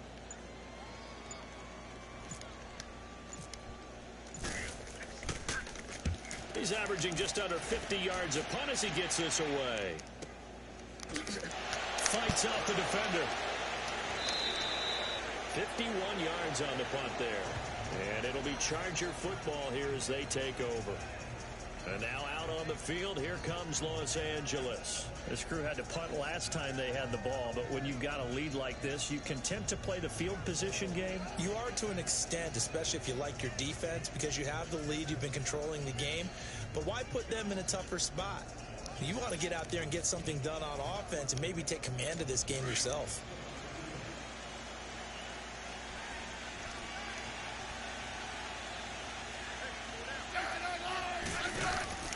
Here's a handoff to Hines to begin the drive. Tackle made that time by Chris Baker. Doubling this guy has to be a priority before moving up to the next level because the big fella, he just ate that one alive, just stuffed it. In fact, before the game, he was talking to us, and he's like, hey, these pants make me look fat. And we said, nah, man, you're just a whole lot of guy. He is at well over 300 pounds. He's a big man.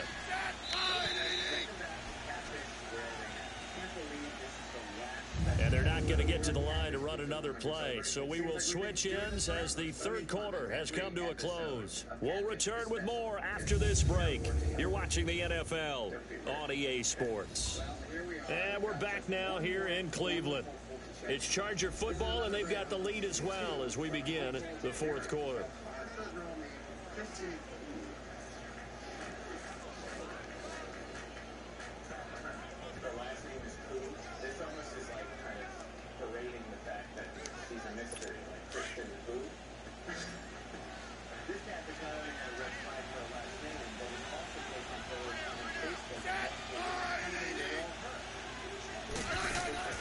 Now a play fake, and it's Smith. And look at this. They get the turnover they needed. It's intercepted. Picked up by Jalen Ramsey. And that gives him now 3 interceptions in the game. Well, someone's locked into what they're trying to get done in the passing game. When was the last time we had someone get 3 in a contest? 2011, wasn't it, Kurt Coleman? Oh, yeah, that's then right. With the Eagles. That's right. It's then with the Eagles, and I believe it's against Washington and Rex Grossman. That's correct. And now the Browns coming out on the field. They were forced to punt last time, and I doubt sincerely that they'll have to punt here because they're gifted with terrific field position. I don't even want to think about the idea that they would end up punting starting with this type of field position. Neither do they. Great starting spot, great opportunity to run your full playbook. They want to take a shot here, they can go ahead and do it.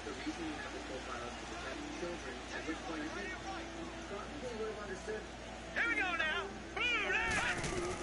Here's Allen following the fumble recovery.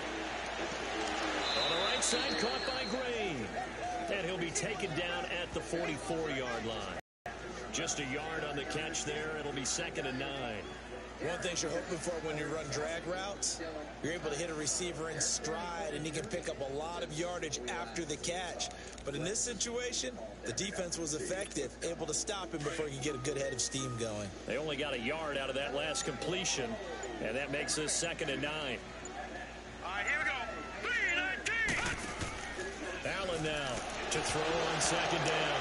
Oh, no, he lost the football. And picked up by the Chargers. The 20, 10, and this is going to be a Charger touchdown.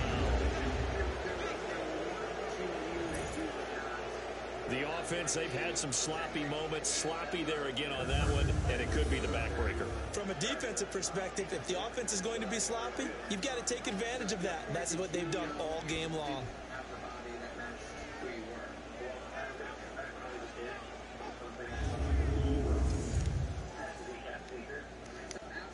Here's Bullock now for the extra point.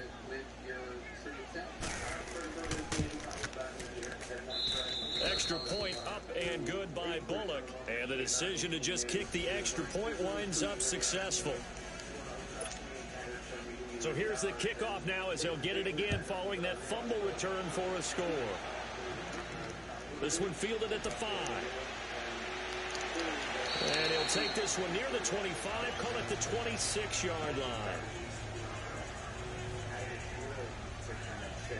Now the Browns offense, they get ready to head back onto the field. And they weren't on the sidelines for long, but I'll tell you what, I'm glad you and I weren't down there. We could hear them. The coaches from all the way up here, they were adamant, you've got to hold on to the football or else we have no hope. Yeah, it's easy for me to laugh sitting up here, but you're exactly right. If we were down there, that message would have been received a whole different way. Because turnovers, they've been a big problem for them. Got to take care of the football. Got to hold on to it. Here we go now. Green 39. Green 39. Allen now on 1st down. And that'll be incomplete. Okay, I'm not quite sure how to judge that one. Maybe didn't have enough legs underneath him. Mechanics might have been off. Maybe some fatigue. That one came up short. That 4th quarter, maybe you do start to watch. Is the arm there, the leg's still there? This has been a tough game. An incomplete pass on 1st down. That leads to a 2nd and 10.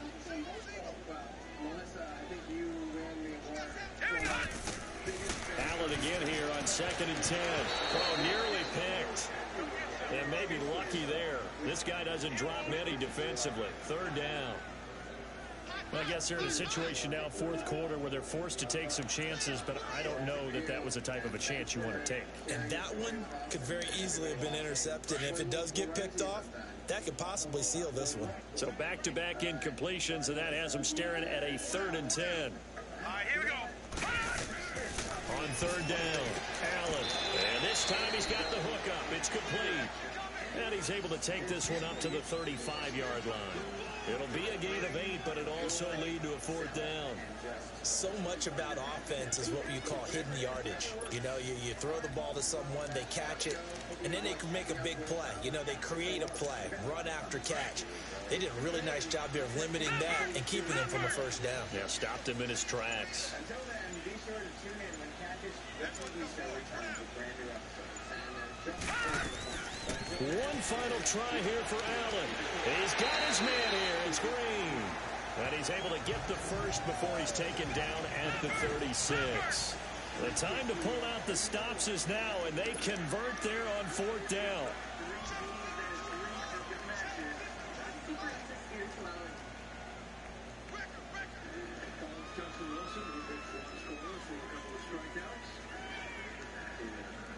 Lefty's the theme here today. Lester, Wilson, Villarose, all three. Southpaw's working. So we've got more changes defensively.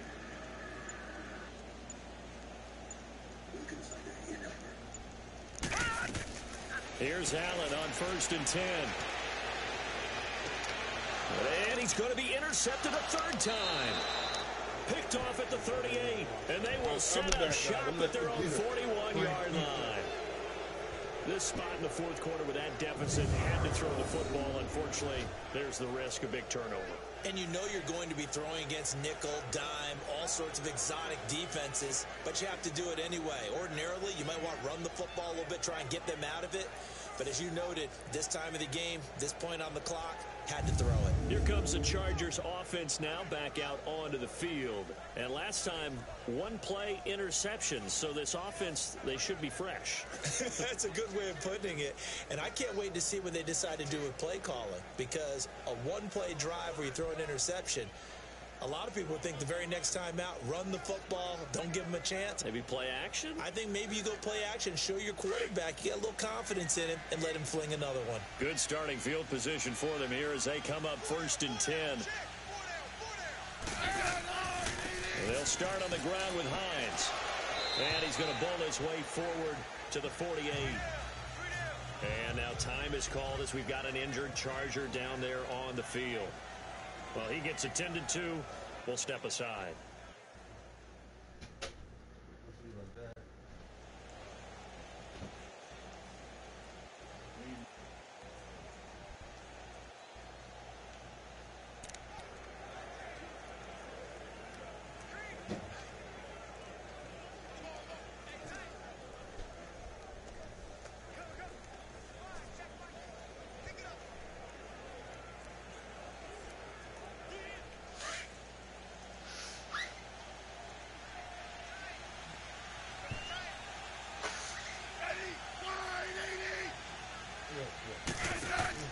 They'll fake the handoff. Now Smith. And he is out of bounds inside the 35. He's been big. 2 touchdowns earlier. Now he's got a 1st down here. They have the nice cushion. They just want to pour it on right now, still throwing the football. And I know my background says, why do you need to do this? Just go ahead and run out the clock and get a win. But as many people pointed out to me, it's a video game, man. Go ahead and put the numbers up. Sportsmanship, not an issue. Exercise those fingers.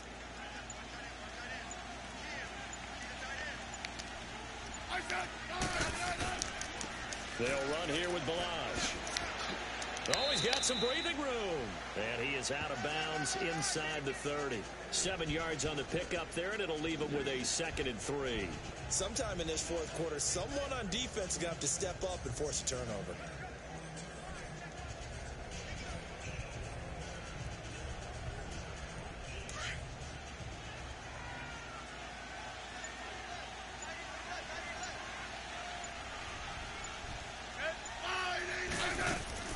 Again, it's Balaj. And he was able to shed the tackle, but the reserves come in for the stop. They got 2 of the 3 they needed there. It leaves them with 3rd and just a yard. Bottom line, they want to keep this clock rolling, so they'll take that one right there. They just want to keep falling forward, and they want to put the onus on the big fellas up front in order to bring this one home.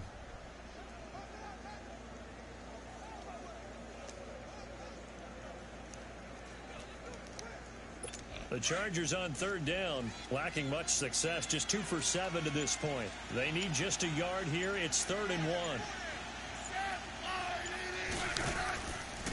They run it with Balaj. And he's not even going to get back to the line of scrimmage. That'll make it 4th down after a loss of 1. An interesting and intriguing decision there defensively because they kept extra DBs on the field despite seeing the multiple tight end look that came out for the offense. I thought they were going to switch out of it. I didn't know if they felt they didn't have time or what the case was. Well, in any event, the extra speed allowed for great penetration as they stuffed that one behind the line of scrimmage. And Bullock will put this one through, and that will make this now an 18-point ball game. So with that, you figure this game's pretty much out of reach at this point. Yeah, it's going to take a heck of a comeback to come from 3 scores down, but don't change that channel. Don't go away. Miracles can happen, and you want to be here in case it does. You're a company man. Aren't I, though? After the field goal now, it's Bullock to kick it away. This is taken at his 4. And he'll take this across the 25, couple extra yards, up to the 27-yard line. The Browns offense heading back out to take possession. They're sort of seeing themselves spiral out of control. Let's see if they can get things back on track. And this is where the coach is walking that line of being calm and really being firm with his team. I had one tell me once, when we were having a tough patch, this too shall pass, this too shall pass. And finally we kept having a rough patch. He said, but you got to do something to make it pass. And that's what they have to do. They've got to get some control back, get themselves reasserted, and calm things down. See if they can get calm and reassert themselves here. Yeah.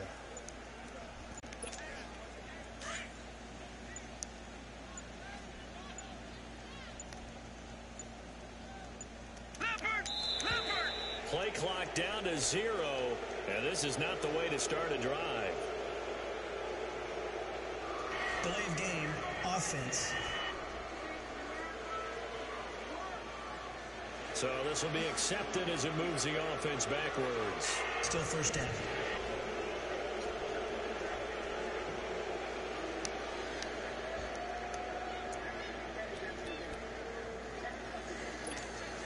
Now they need 15 yards on this series after the delay of game. 1st and 15. Here we go now. Blue 90. Blue 90. To the air. Allen. They go with a screen to Gore. And he got blown up on that play. Back at the 20. It's a loss of 2 there, bringing up 2nd down. Well, that was a simple throw and catch, but even with that completion, 0 yards gained. So they're behind schedule on down and distance. I think they were hoping to get it to him. He could make a man or 2 miss, but that window closed quickly.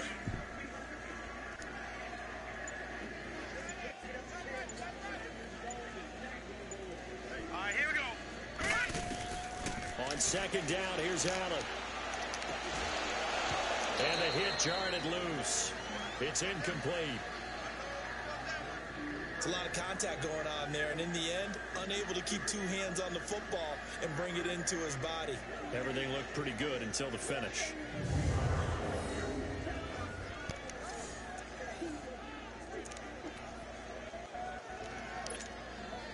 An incomplete pass on that last play, and that means they'll need to come up with something here on 3rd down.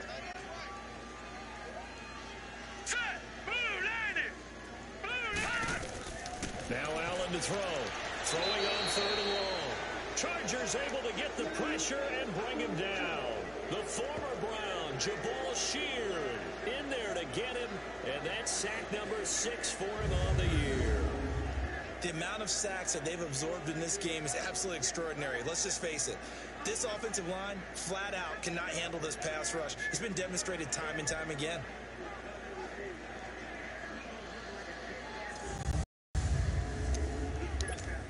Here's Johnny Hecker now as the drive goes backwards, so he's on to punt it away. And this is away. It's a high kick, and he got all of it. With it is Jackson. 62 yards on the punt that time. Wow. And the Chargers will be backed up deep to begin their drive as they take over 1st and 10. And now out on the field, here comes Los Angeles. And they're not going to play this conservative, I don't think. They had the field goal last time, and they're up, but they're looking to put a drive in the end zone. Oh, I agree with you totally. No one goes out on the field and says, all right, let's just settle for 3, except in certain situations, trying to ice a game, that sort of deal. Most of the time, it's end zone, and that's what you're thinking, and I believe that's exactly what they're thinking as they begin this one. Yeah, no quarterback ever goes out there saying, hey, let's get 30, right? Not one that I've ever met. And he is met quickly in the backfield. Down he goes, folded like a lawn chair. Well, Brandon Pace comes into play now because they've got the advantage. They've got the football, but they've got to be very careful about what speed they're going to play. You know, my music teacher back at New Paltz, Mrs. Bythema Bagley, used to say, don't go prestissimo when you really want to go largo. And what she meant by that is don't go too fast when you really want to go at a nice, slow, deliberate pace. I am speechless. I am without speech. They'll fake it. Now Smith. And his pass is intercepted for the 4th time today. Picked off by the linebacker, Carlos Dansby. That interception sets them up beautifully already in the red zone. And you can hear it all the way up here. Oski, everyone turn to block, find a spot, and now they're set up inside the red zone for their offense.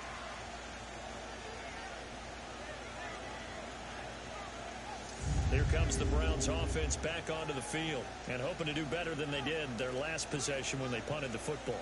Appeal to the vanity of your offensive line. Tell them that they control your fate. Leverage guys. Win the line of scrimmage. If you do that, you start to win 1st down. You win 2nd down. And guess what? You start accumulating 1st downs. And that's what they need in order to not punt the ball again.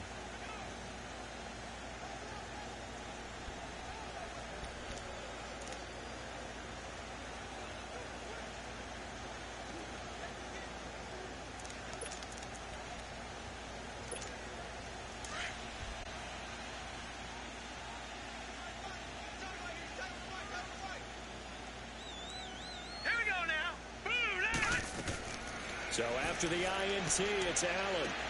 And caught right side, Green. And he's able to work it here to the 8-yard line. A good pickup there. 8 yards on the 1st down completion. Decent start to the drive, but let's face it, they need a lot of things to go right in a short amount of time, down 3 scores. Yeah, they're going to run their 2-minute offense here in this game, but this is for future games. Can they get better and be ready for the next time, hopefully with a chance to win?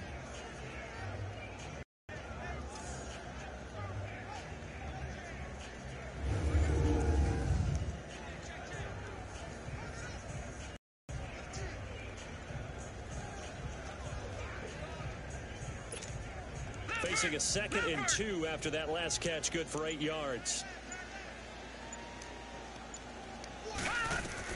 Looking to throw on 2nd down. Allen. And down he goes. Pressure gets him back at the 14. The former #1 overall pick, Jadeveon Clowney. In there to pick up his 2nd sack now of the afternoon. I remember throughout my career here in defensive coaches always say, guys, you got to earn the right to rush the passer. But they put themselves in a great spot with this big lead, and they know they've got to throw the ball. These pass rushers have to be salivating. It is pin your ears back time indeed.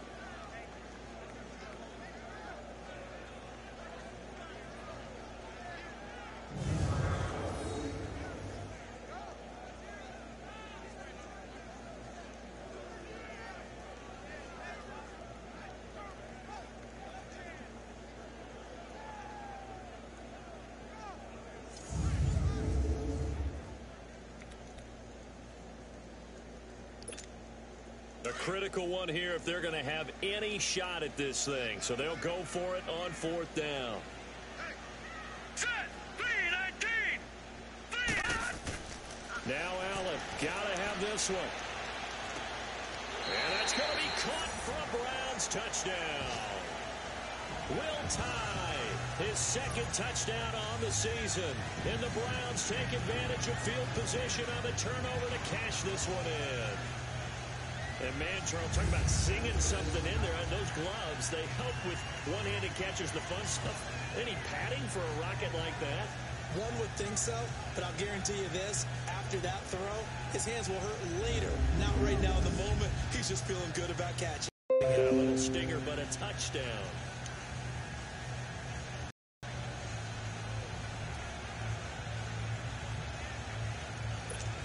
Tucker now for the extra point.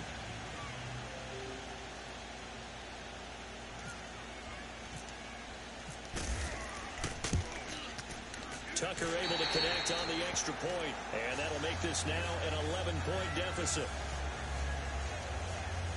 So that drive, 4 plays, and it ends with a touchdown for Cleveland.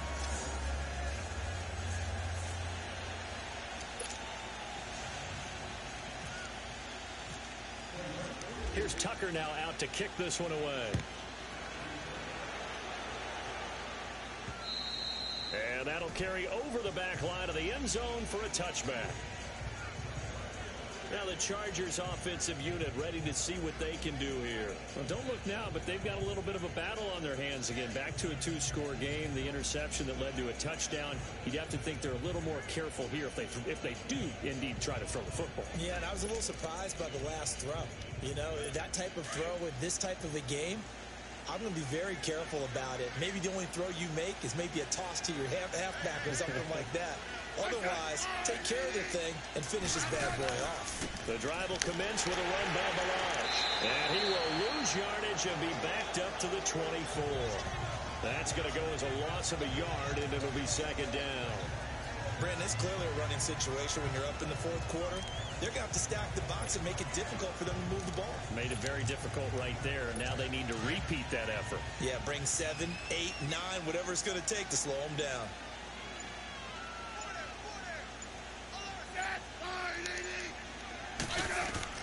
To throw on second down is Smith. Throwing the out route incomplete. It's Jackson. And he is out of bounds, getting it just shy of the 35.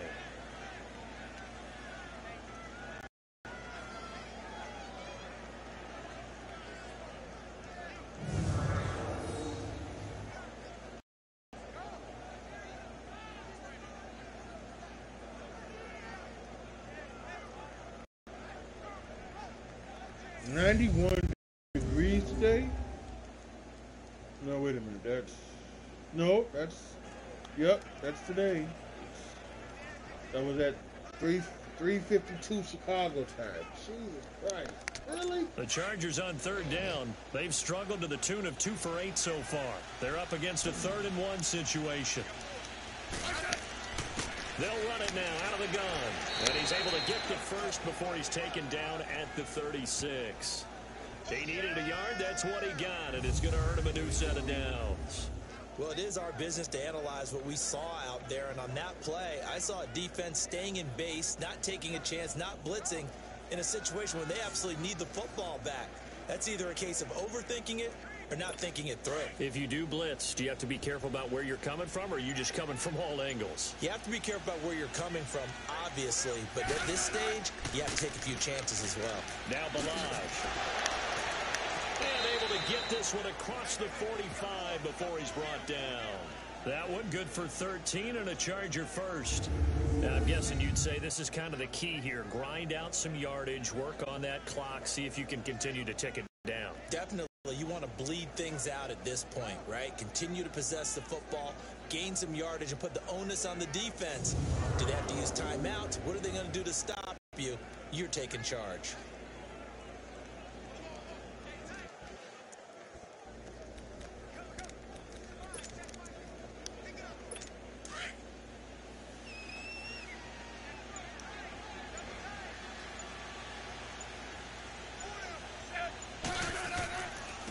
Balaj.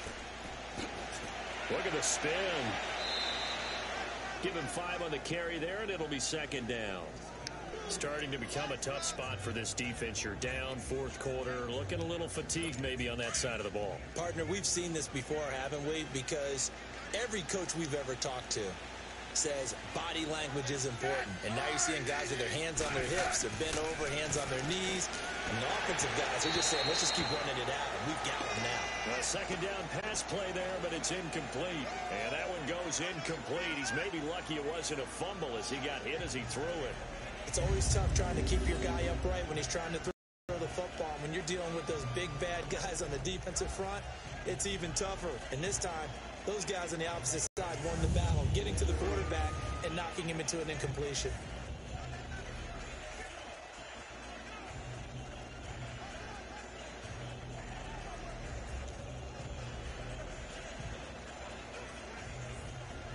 The Chargers on third down. They've converted a third of their opportunities, 3 for 9. This will be 3rd and 5. From the gun, here's Smith. And Amendola with a catch. And that little deke, the juke move that we saw, able to give him the first down yardage before he's brought down. What a methodical drive this is turning out to be. That time 9 yards, and the sticks move again.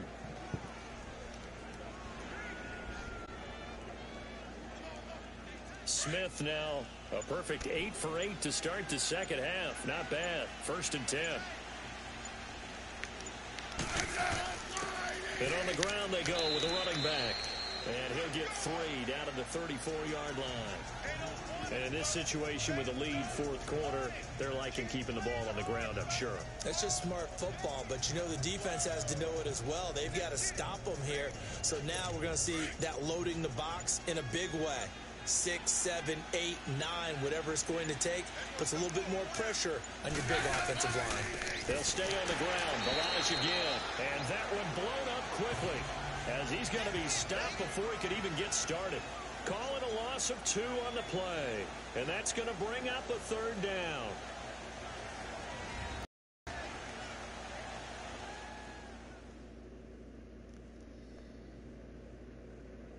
So it's Charger football as we welcome you back from the 2-minute warning. And let's see what they've come up with offensively after having time to talk it over. Play number 9 on the drive coming up, and they need 9 yards on 3rd down.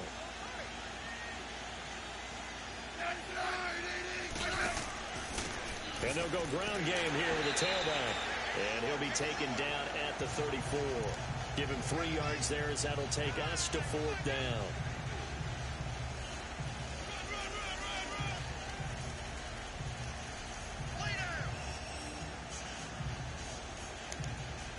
So out comes a field goal team now for the 2nd time here today. He's going to need a little mustard on this one. It will be a 51-yard attempt. And Bullock will put this one through, and that will get the lead up to 14. So they settle for just the 3, but clearly right now anything helps trying to salt this one away in the 4th. Without a doubt.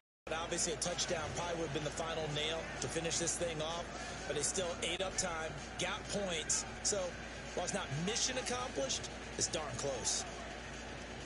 After the field goal now, it's Bullock to kick it away. This one fielded at the 5. And he's up across the 25 and down at the 28-yard line. All right, here now a look at A.J. Green. And I know that they've double-teamed him a couple times, but not a ton. Whatever they're doing isn't working. He's up over 100 yards. We'll see how they adjust. And when they do that, they weaken their defense in other places as well. And how many times have we done games where we've seen a guy have a big game like this, but it's usually not by himself, is it? Right. Usually it opens it up for other people to have big games as well.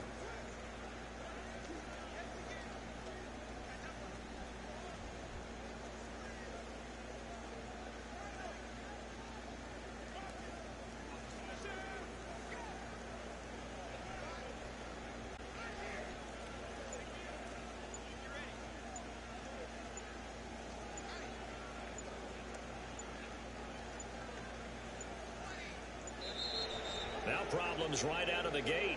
We're going to get a delay. Delayed game offense. They were trying to create some space to run. They created the penalty. And you work on it so much. You work on it so hard. But is tough to simulate game speed in practice. That often runs you into a penalty.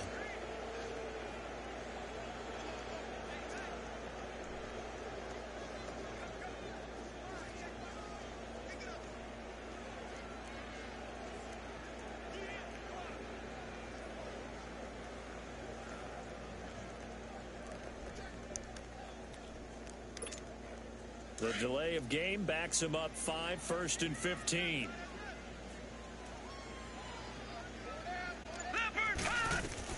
So the shotgun snap to Allen. Green's got it over the middle. And they'll take him down at the 31-yard line. A good pickup there. 8 yards on the first down completion. In today's football, where receivers break tackles, make people miss, get upfield for the extra yardage, when you see a play like that where it's caught and he's dropped on the spot, that's a big-time play by the defense. Now Allen throwing on 2nd down. And incomplete on the deep ball. Tried to go for the big one there on 2nd down. Now they're likely down to their final 2 plays. And you know they've got to keep going for the big shot, right? So defensively, you play what they call top down. Nothing behind you. Make everything get completed in front. They head to the line facing a 3rd and 7 following the incompletion on 2nd down.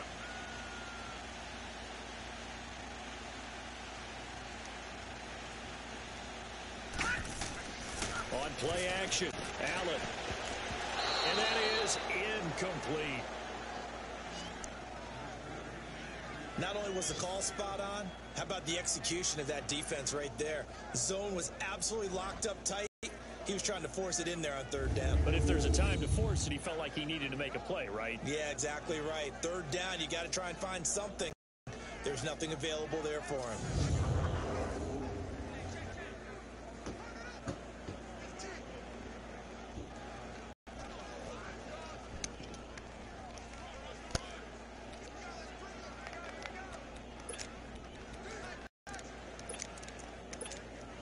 All right, they're going to try and keep hope alive here on 4th down. They're going for it.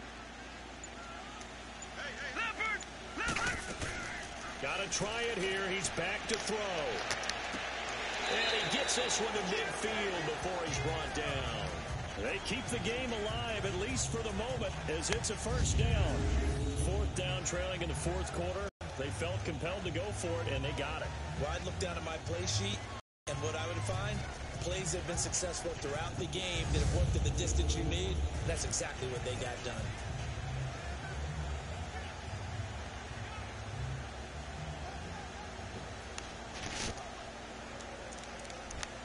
Let the game be over. Damn it.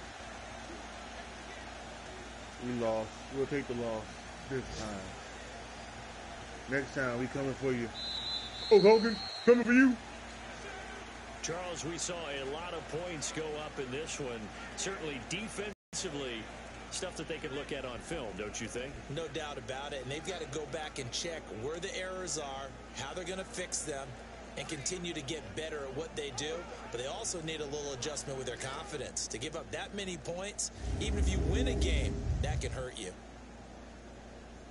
So for our visitors, they climb back to 500 now at 3 up and 3 down. And they'll get another road date next week as their opponents will be the Tennessee Titans. Meanwhile, for the Browns, the downward spiral continues as they drop to 0-6 now. And they'll try to get back on the beam next week as they'll head to Tampa to take on the Bucs.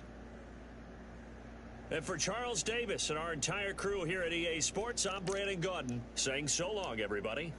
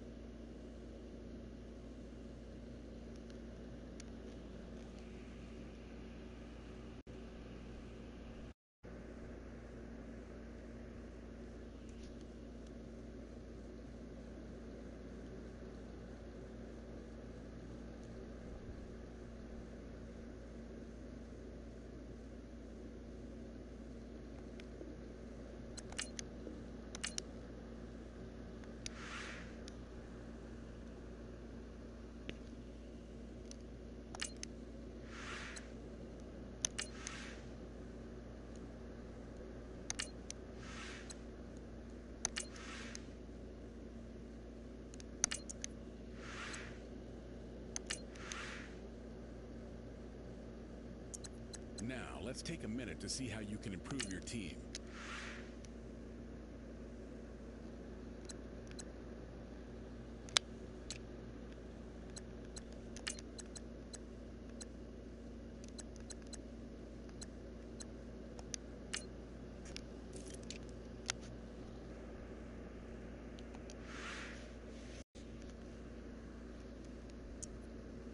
So we got some of our main players back.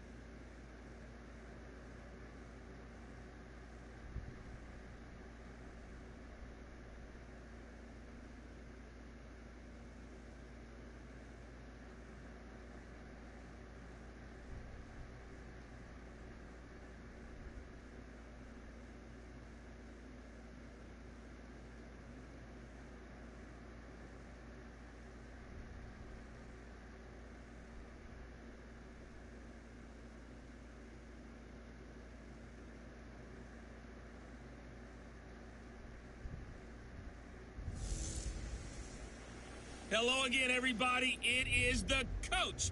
You're tuned in to Madden 19 on EA Sports. Up next, we've got what should be an intriguing matchup between the Cleveland Browns and the Tampa Bay Buccaneers. I'll have scores around the league for you at the half, but it's time for a little football.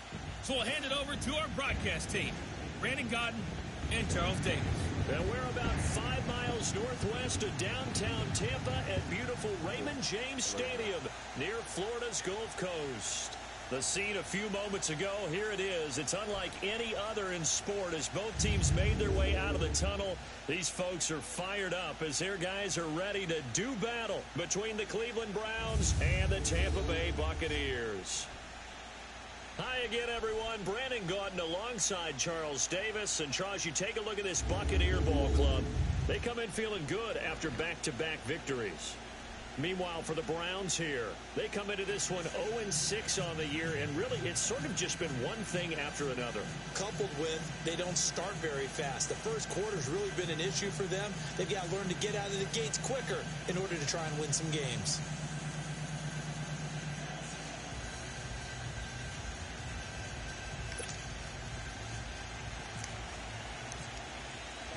Getting toward the halfway point of the NFL season, Week 7 is underway on EA Sports. This is fielded a couple yards deep.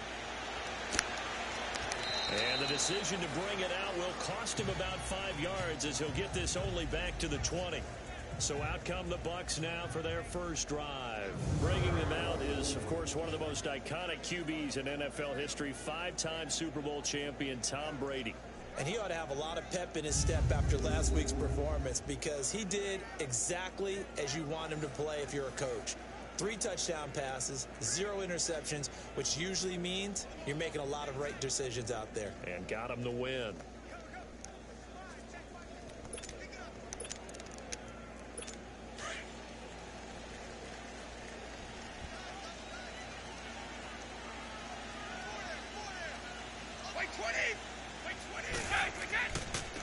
They'll run for the first time with Devontae Freeman. And he's brought down, getting this one up to about the 35. The numbers for Freeman a week ago. 22 carries, 64 yards and a touchdown. And we all know he had a big workload last week, so I'm eager to see if they decide to back him off a little bit. Personally, I hand it to him 20-plus times again. When a running back's locked in like he is, I want him to keep touching the football.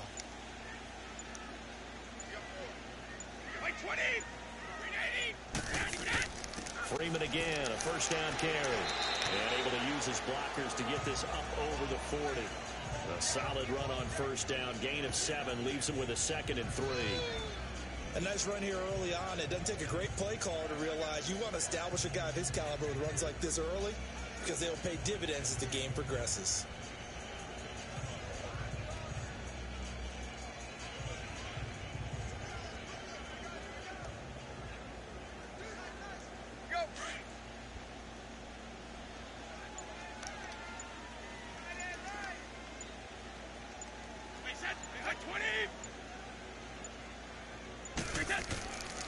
On second down, Freeman. And he's going to take this one up only to about the 44-yard line. Call it a gain of 3, but not enough to move the sticks. It'll be third and about a foot or two. And a peek now at the offense for Tampa Bay. Let's focus outside on Demaryius Thomas. His numbers were down slightly last year. First time in the last 5 years he didn't top 1,000 yards. But this guy's been to 5 Pro Bowls. And when I think about the evolution of his career, from his time at Georgia Tech, where they were running an option offense and he didn't catch much more than bombs, to now being a complete receiver, no reason in my mind to think he won't be over 1,000 yards again in the future. They run. Devontae Freeman. And he brings this up to the 46. Good enough for the first. They only get 2 there, but on 3rd and 1, that's all they needed to keep the drive going. Defense had a chance to get off the field here on the opening drive, couldn't do it. I know that we go into these meetings with coaches, and sometimes maybe we can get, a little bit numb because they're always going to talk about how important 3rd down is, aren't they? Offense and defense. In this case, one capitalized, and the other, as you said, had a chance to get off the field and didn't get it done. He couldn't quite hold it. Got hit. Ball pops out. Incomplete. That throw by Brady, incomplete. A look now at the defensive starters for Cleveland. They're in the spot statistically that you don't want to be in against the pass. Number 32 in the league, dead last. That was a nice play right there, but overall this season, it's been an absolute disaster. A total lack of communication on the back end. They need a leader who can put this team, this unit, on his shoulder pads and carry them to the right spots. Brady's incompletion on 1st down leads to a 2nd and 10.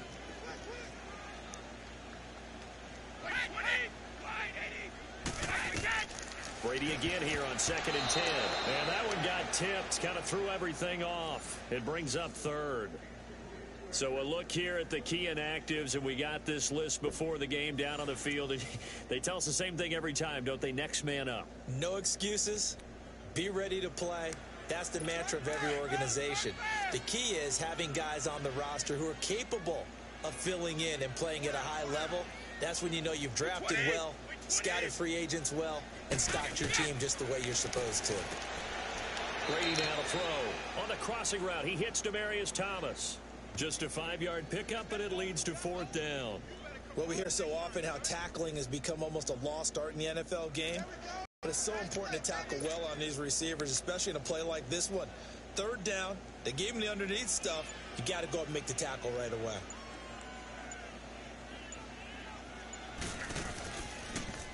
He punted 5 times in the win last week as this one's away.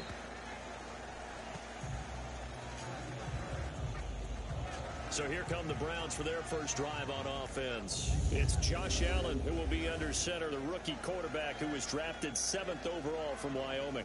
And this is a game for grit, determination, and somehow finding a way not to panic. What a horrible start for them. I mean, they haven't won a game yet.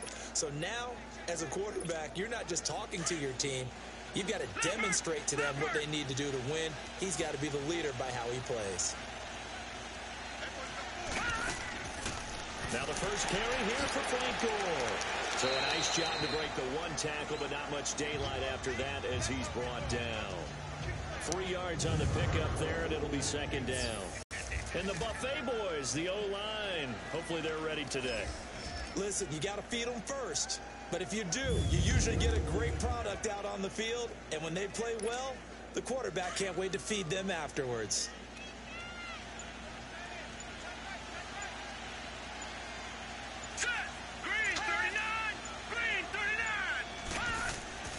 On play action, Allen. And nearly an interception here on their opening drive. But instead, 3rd down. The starting 11 defensively for Tampa Bay. Linebacker Clay Matthews is still a handful in his 11th NFL season. 80 sacks, the most in Green Bay Packers history. And I think he sacrificed some of those numbers by his moves from outside linebacker to inside linebacker, where he doesn't rush the passer quite as often.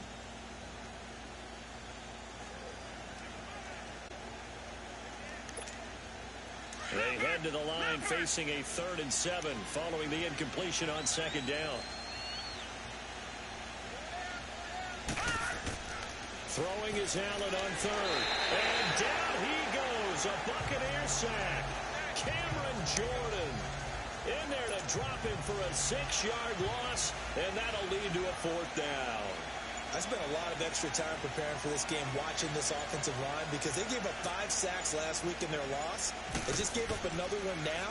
They don't seem to be working together as a cohesive unit. Right? 4 guys might have it right, but the 5th guy is giving something up.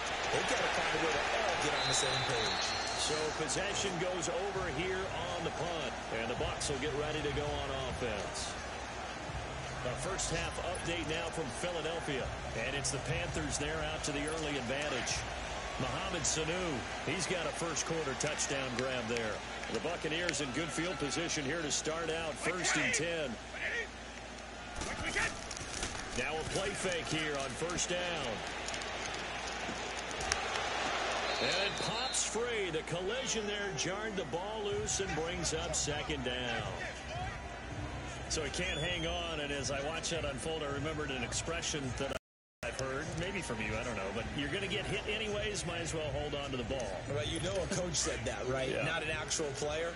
Not a chance at all. Way easier said than done.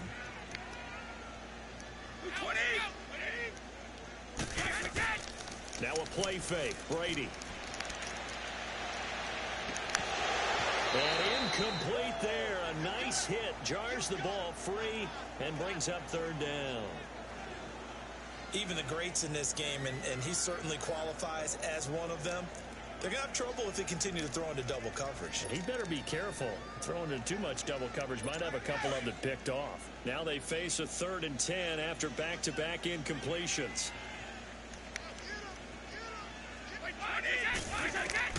Throwing is Brady on 3rd down. And he'll just toss it away. So he throws it away, and that brings up 4th down. I don't know. He had to be pretty quick with his fingers to start and stop after the ball hit the ground. I'm giving him some credit. Well, I'm thinking about the mental focus, you know? Yeah. The mental focus. Yeah, that's true. Got to stay with it. That's true. Here's Jordan Berry now as he'll punt it away for the 2nd time.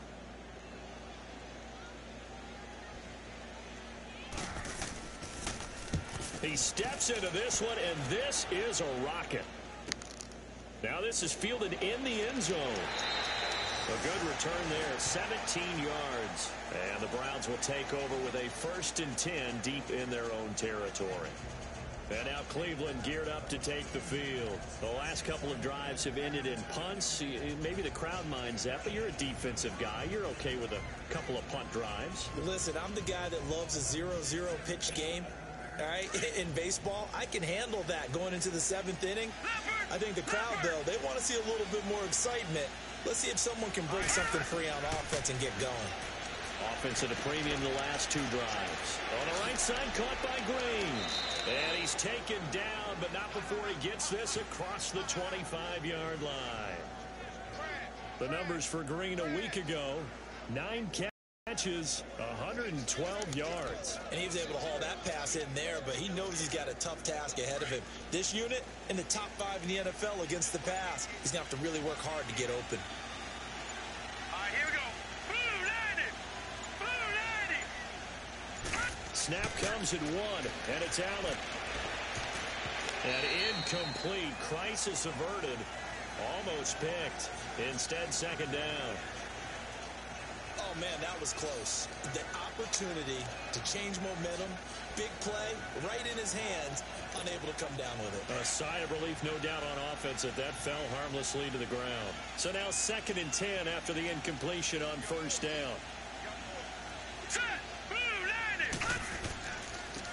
First carry of the game for Christian McCaffrey. And this time he's going backwards. So after the no gain on the last attempt, here they get him behind the line. Yeah, that was a safety that came through and made the play. But there's no doubt in my mind, he hits like a linebacker. And we see a lot of that in today's NFL, don't we? And that time we do indeed. A big hit for a loss.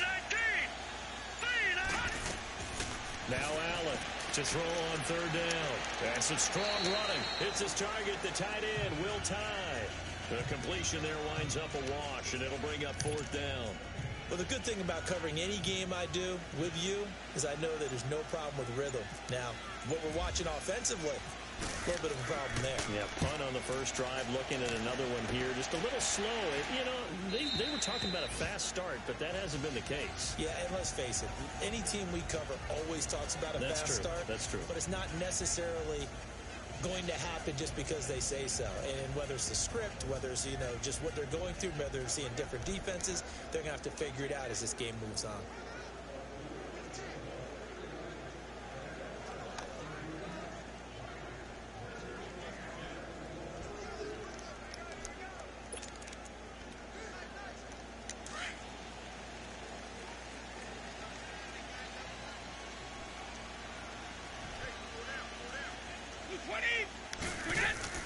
They go play action here on first down. And he'll be out of bounds at the 25-yard line. 6 yards on the pickup, and it's a second down. I do have to admit, I like it when it all comes together. When the top part, catching the football, right, whether you're catching it with your hands or cradling it, comes together with the legs, in this case the feet, doing a little toe tap to stay in bounds and complete the catch. And a great job by our crew on the camera shot. Love when you see the grass or on the field turf, those rubber pellets flying up. Great catch. On play action, now Brady. The catch is made by Kendall Wright. And he takes this one just shy of midfield all the way to the 49. That one goes for 24 yards. I've got to make sure that I don't take Tom Brady's greatness for granted, that we make it routine. How about that throw right there? Yeah. Another great completion. And you know one area where he honed his throwing? He was a catcher in high school. He was actually drafted by the Expos in 1995 in the 18th round. Wow, that would have been something to see him behind the dish. Think he gunned down a few guys? Gunned down a few guys trying to steal second. That would have been fun to watch. And he is met in his tracks behind the line of scrimmage. It's a loss of 4 there, bringing up second down. I know when I was a kid, I always got real excited when I saw those lateral type runs. But the best backs that made it happen, they put a foot in the ground and just go. That didn't happen there. That play got swallowed up. Now Brady throwing on second down. Now he'll dump it underneath to his running back, complete. And he'll be brought down at the 48-yard line. Give him 7 on the play, and just like that, it's third down. I know most of the time when the ball's in the air, you're thinking wide receiver, tight end, but running backs, they can be a big part of any passing offense nowadays. The Bucs on third down, just 1 for 3 thus far. This is 3rd and 7.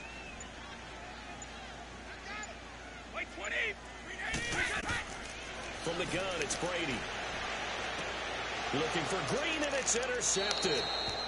Picked up by Jalen Ramsey. He's continuing to be a big presence defensively. Remember last week, AFC Defensive Player of the Week, and a big pick right there. And when you pile up big numbers, it gets everyone's attention. But sometimes the number just needs to be, how many game-changing plays did you make? Did you take the ball away from the other team? He just did that, trying to win the award again this week. Heading out as the Cleveland offense now as they get set to take over here. They've had it twice. They've punted twice. Not the start they were hoping for. Not at all. And let's face it, every facility we visit, everyone talks about converting on third down, how big that is. In this situation, they've had to punt it away twice, so they're furiously going over things on the sidelines. What do we need to do to pick up a first down and change our momentum? And now before this first down play, we're going to get a timeout here. They'll have 2 remaining as we step aside here in this first quarter.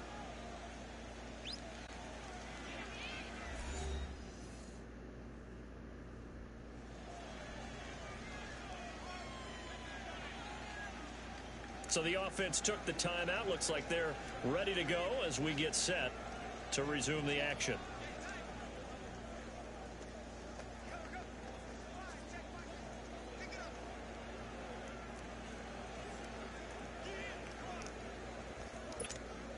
For the Browns, good starting field position as they have it 1st and 10. Here we go now. Green, 39. Green, cut. Here's Allen on 1st and 10. Fitzgerald bringing it in over the middle. And he'll be brought down right at the 45-yard line. That throw good for 4. It's second down. I think defensively you're okay with that. Here in the first quarter, he's going to get some catches, but they rallied to him quickly. And that's what you count on, and I like what you just said. First quarter, can you do it all game long? They catch it, you tackle them, they go down on the spot. Because when you're able to do that and you don't give up big chunks of yardage after the catch, now you put the offense in a position where every series they have to work hard to pick up first downs, and you tend to stall them out when you do that. 4 yards on that last completion, so that sets up 2nd and 6.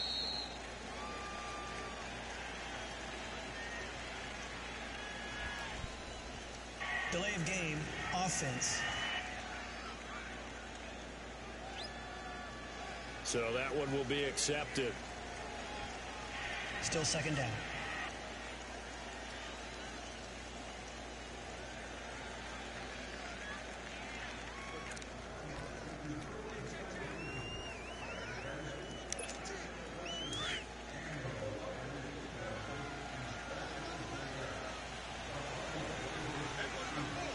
Here we go now. 319. 319.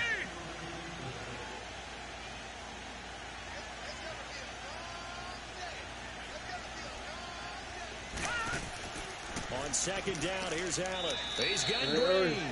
8 yards on the completion, but now they face 3rd down. Well, clearly one of his advantages as a passer is his height. Sit back in the pocket, fired over the middle. That makes things tougher defensively, doesn't it? It really does, because your goal is to move the quarterback off his initial spot when he gets his drop back completed. But when you have that type of height, he can stay in there if he's willing to take the hits and just fire over the top, which saves him time and actually completes a play a little bit quicker than it normally does for a quarterback who has to slide and find open space to throw. Set. 319. 319. They'll try and pick it up with McCaffrey. And they'll stop him right on the midfield stripe. He needed 3. He got 2. Now that'll set up an interesting situation here on 4th and a yard. He may be a bit undersized compared to the modern-day NFL defensive tackle, but what he lacks in size, he definitely makes up for it in his ability to make tackles in the run game as well.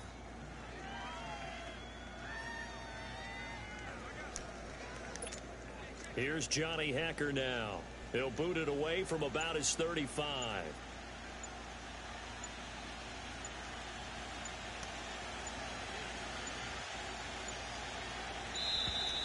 And maybe some indecision on getting the punt team out there, and they're going to get a delay. Delay of game, offense.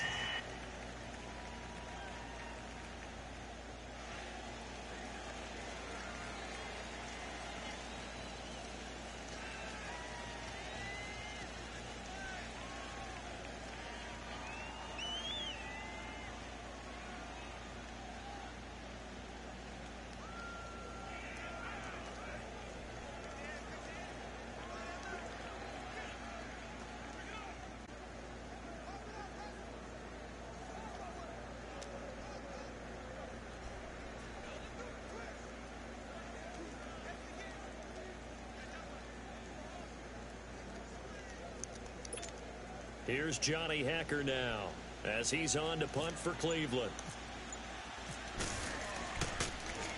And he's getting a workout here in this first quarter as he gets it away. And this will hit just beyond the goal line as it's into the end zone for a touchback. Now the Buccaneer offense set to take over again. And there are parts of their last drive they'd like to emulate. And, of course, they'd like to forget the inning, the interception. But they did put together, Charles, a nice sustained drive to get him down the field. Yeah, and unfortunately for them, the only thing that matters is part 2, right? Because once they threw the interception and finished off the drive, that does them no good to go back and say, well, you know, we had a good one going. Finish things off. That's the only way you can get it done.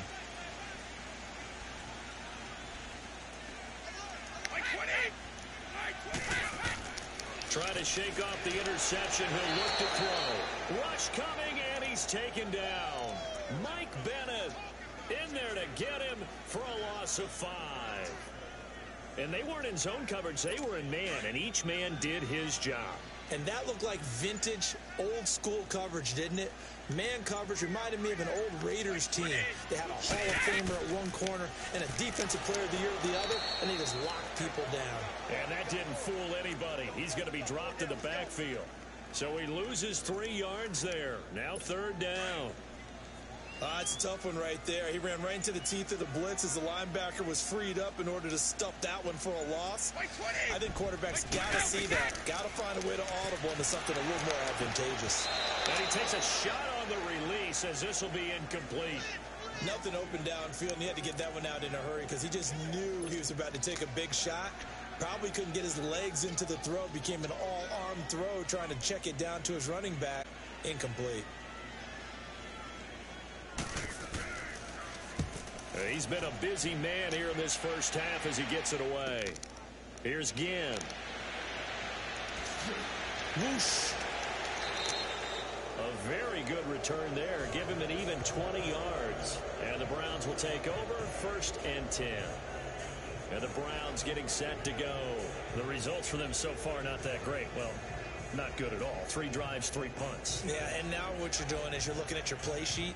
You're trying to figure out what you're going against defensively. I wonder, are they showing them something they haven't seen or anticipated in practice, and maybe that's throwing them off? Or do they just have to go to a different play calling section and try and run some offense that way? They've got good starting field position as they come up here 1st and 10.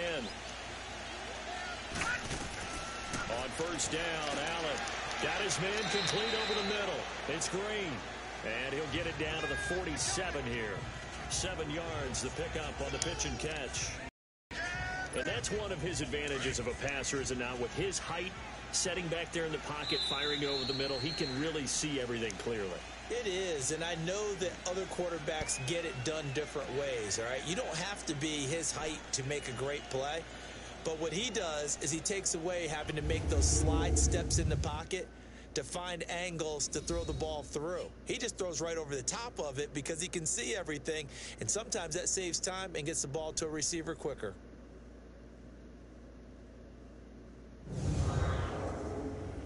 The NFL on EA Sports is fueled by Gatorade, the sports fuel company. Back with Charles Davis, I'm Brandon Gaudin. The Browns with a football to begin quarter number 2. They're looking at a 2nd and short yardage to start things out.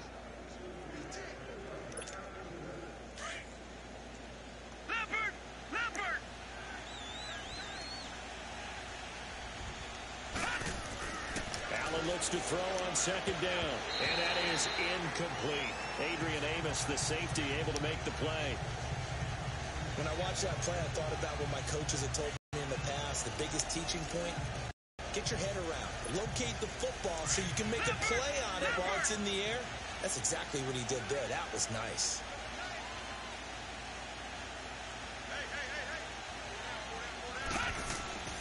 Third down, here's McCaffrey. And he'll lose yardage here. Back at the 47. A loss of a yard, and it brings up 4th. Robert Kimdichi's pro day workout, I know it was only shorts, but that's about as good a workout I've seen from a defensive lineman in a long time. Incredible speed, quickness, and power all on display, and he used every bit of that to make that play. He was such an athlete coming out of high school. I remember calling his bowl game in 2013 in Nashville. They lined him up and handed him the football as a running back. Well, not really a running back, a fullback, but he can just do a lot of things. No doubt about it. The consensus #1 player in high school when he opted to go to Ole Miss.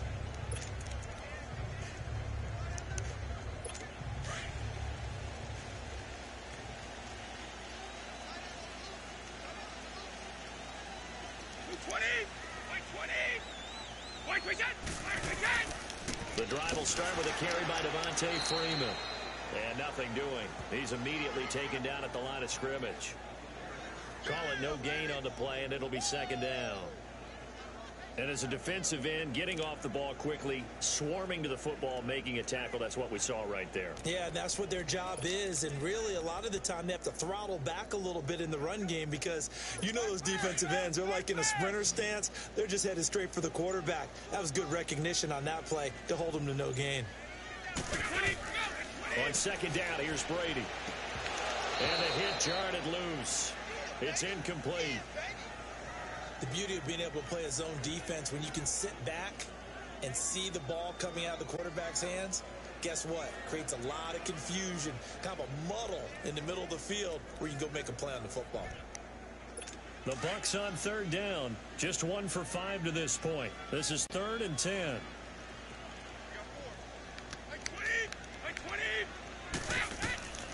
Working from the gun, it's Brady. He hits his target. It's the tight end, Toilolo. 2 yards is all they'll get on the completion. It's 4th down. Well, the strategy was evident there. Get it to your tight end and make it a one-on-one play with a cornerback. Who's usually going to win that one? The tight end, but not there. Not in this situation. How about the corner defeating that logic and making a really nice tackle?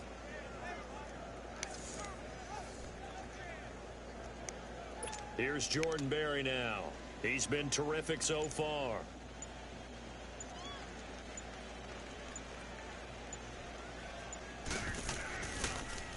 He gets this one away. Boy, it's another boomer. Now it's Ginn. That'll be a 49-yard punt, 6 yards there on the return. And the offense will take over with a new set of downs. The Browns offense trotting back onto the field. And 3 and out on the last drive. No points on the scoreboard. A little soul-searching now? I would say so, and they need to help out their defense a little bit. They've had to be on the field a lot more than normal, put them in some tough spots. But what's the old adage? When you get another chance, it gives you a better chance to do it right.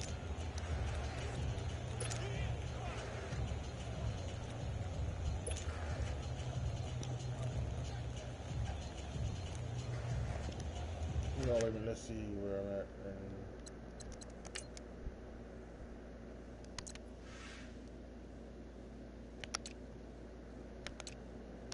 8, 4.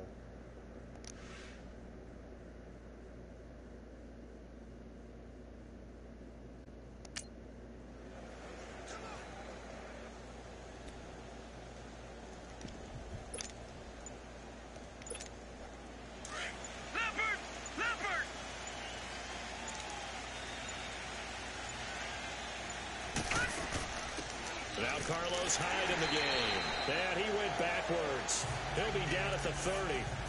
It's a loss of a yard there, and now 2nd down. The evolution of Clay Matthews as a player, it's just one that they're going to end up writing books about. He didn't even start until his senior year at USC. He didn't start in high school. And now he's at all-pro level in the NFL. How about the play he just made there? And he has certainly made a name for himself. William Clay Matthews III.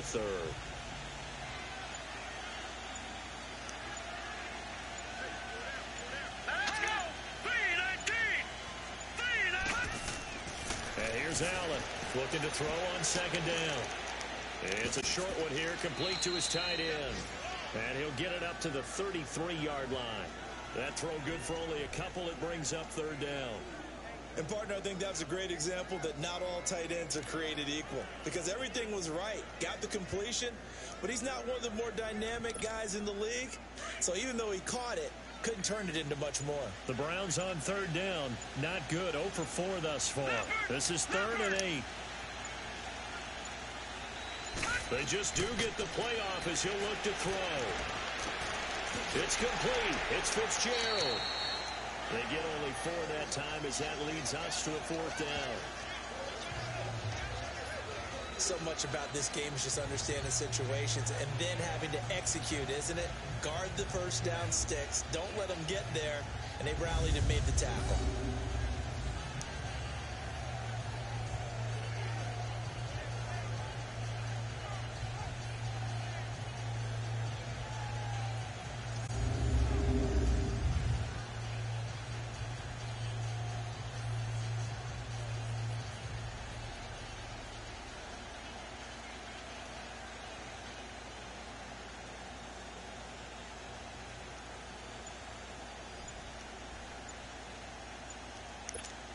Here's Johnny Hacker now as he's on for the 5th time here today.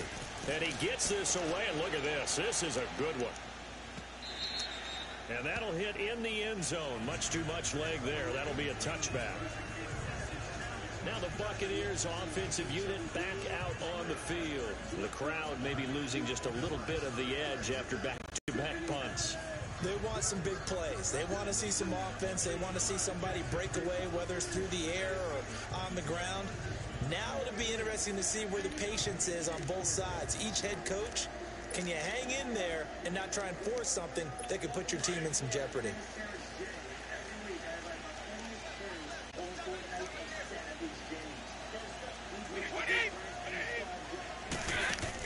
They'll run with Freeman here to begin the drive. And he'll find some space up to about the 25.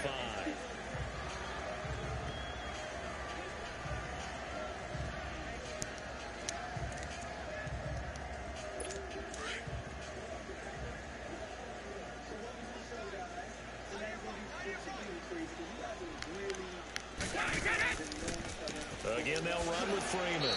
And there just continues to be nowhere to run. He's bottled up again at the line of scrimmage.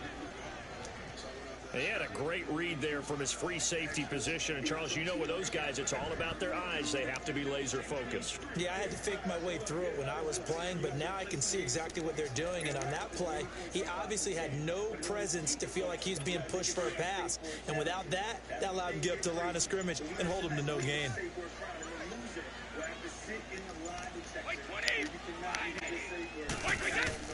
Now Brady.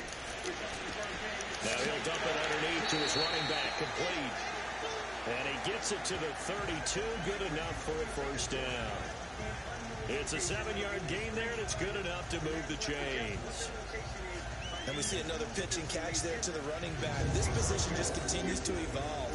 They become just as critical to the passing attack as a lot of receivers, tight ends, because their ability to make people miss in the open field can really generate big plays for an offense.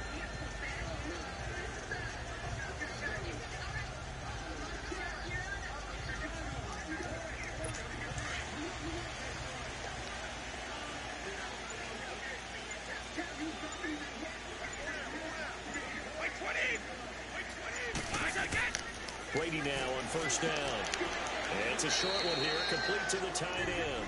And he'll get it up near the 35, right at the 34 here. The completion good for 3, and it's second down. I think it's okay there. They didn't get a whole lot on that play, but it's nice to have a safety valve that's built like this guy. Big target, guy you can spot pretty easily. Put it on him when your other targets aren't open. He lost 4 there, and it's third down. Early down stuff to put this offense in a precarious position. We know that securing the point of attack, especially against the big-bodied guys in the middle of this D, has got to be priority one. To throw on third down. Brady. And he's taken down. This will be a Brown sack. Lorenzo Alexander in there to drop him for a 6-yard loss, and that'll lead to a 4th down. Here's Jordan Berry now, as he's on to punt for Tampa Bay. And he deserves a bronze leg as he gets this one away. This is fielded at the 27. A good return there, call it 13 yards. And possession will switch hands, 1st and 10. And now the Browns coming out on the field. They punted last time they had it. What steps, Charles, do you think they have to take to make sure they don't do that again? Well, let's just go to the football 101, the trade expression 101. Win first down. Make 5, 6, 7 yards on first down and make it a 2nd and 3, 2nd and manageable. Keep accumulating first downs that way. Keep moving the football. You don't want to get behind the sticks because then the defense has the advantage. So good starting field position for them here as they come up 1st and 10.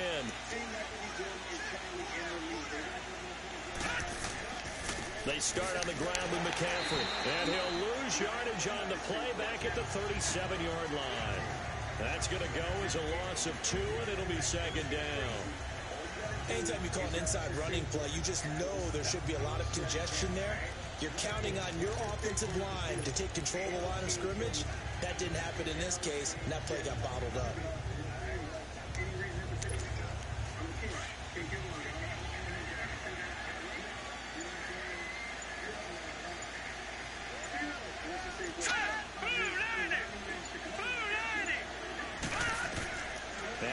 Throwing on 2nd down. Now he'll dump it underneath to his running back, complete. And he'll be taken down, but not before he gets into enemy territory. 13 yards to pick up there. Good for a Cleveland first. good route, good pickup for first down yardage, and that is a tough one to cover, the angle route, because a running back getting out of the backfield, if you're trying to cover that, especially if you're in the linebacker spot, and you're seeing this play develop, he heads out towards the flat first, and that often gets you to overcommit running in that direction. Then he cuts back up inside you into the middle of the field. That's what we just saw there for a nice pickup. Throwing on first down is Allen. Looking for Fitzgerald, and it's intercepted. Picked off by Stephon Gilmore.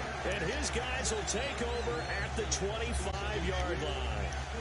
He had a little bit of the turnover bug last week. 3 interceptions. Not an absolute disaster, but another one here. Do you start to get a little worried? You worry about your team as a whole because you have to find a way to make those interceptions, quote-unquote, go away. And that means your defense. They've got to go out there on sudden change and at least hold people to field goals. And if that keeps happening, they lose confidence in the quarterback, and then no one plays well. That's going to go as a loss of a yard, and it'll be second down. I'd say the staff that's up in the booth watching the game, they may want to file that one away. See how fast the free safety closed to make that play? Might want to check into a throw the next time. Or you're going to use your safe word and lose all of your points at the last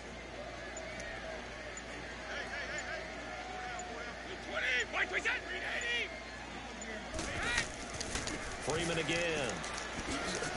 And he'll take it ahead to the 28-yard line. 4 yards on the pickup there as they get it back to a more manageable 3rd and 7. But you got to give kudos to your offensive line and the guy carrying the ball because they were in a 2nd and long situation. It seemed pretty dire, but they brought it back to 3rd and manageable with that run. Shotgun now for Brady. Over the middle to Smith. 32 brought down there. They get only 4 that time as that leads up. Good throw, good catch, but I really like the route. The drag and being able to run away from defenders. Hard to stick with them for that long. Yeah, better against man than zone, or? Better against man because now you're running away from someone and you're not running into a defensive player in another zone. His first punt, 48 yards. This one looks equally as good.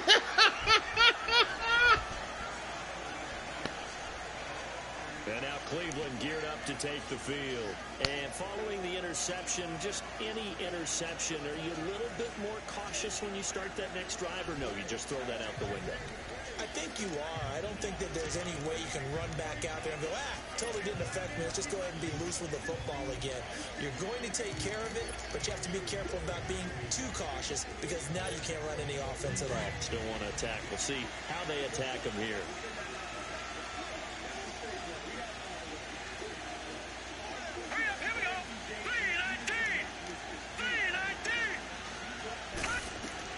Trying to shake off the interception from the last drive. He'll look to throw. Caught on the left side, Fitzgerald. And he'll get it up a little shy of the 15. They'll spot him down at the 14-yard line. Well, if you do read man coverage, Brandon, the drag route's a pretty good one to run against it because you're running away from people on it.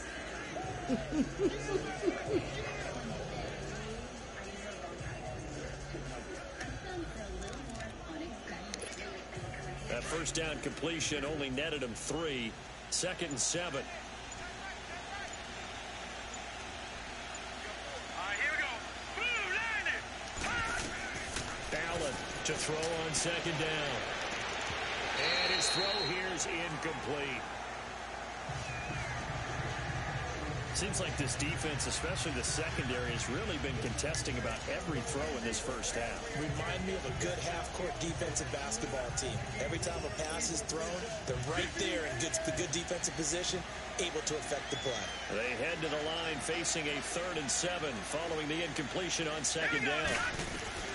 Throwing is Allen on 3rd. Into double coverage, and it's intercepted. Terrence Brooks with a pick.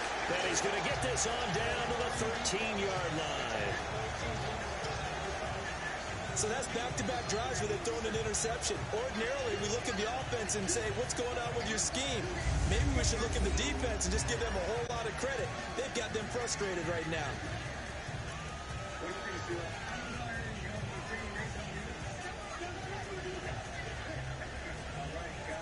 And Tampa Bay trots out there now. And right now these guys, they're shuffling a little bit, maybe doubting, because 3 straight drives have ended with them punting the football away. Yeah, so you start pointing fingers at each other a little bit, asking a lot of questions. What are you seeing? What are you getting? Maybe trying to narrow down your playbook a little bit and maybe get simpler rather than more complex in order to try and fashion together a drive.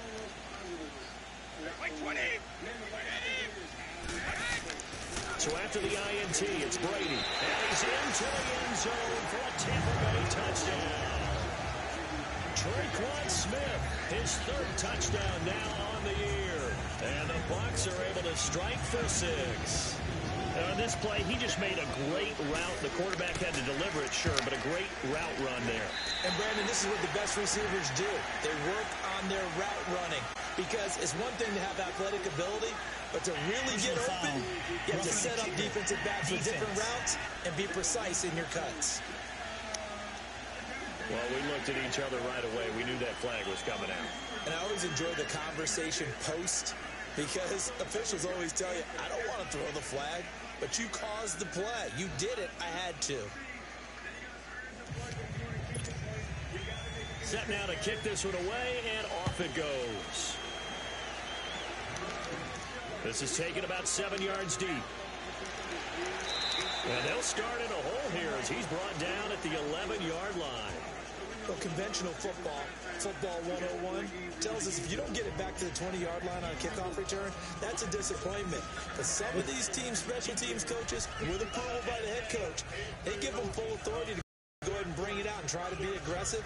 Almost what we call the green light, red light theory. Green light means go, red light means stop. Looks like you had green on that play.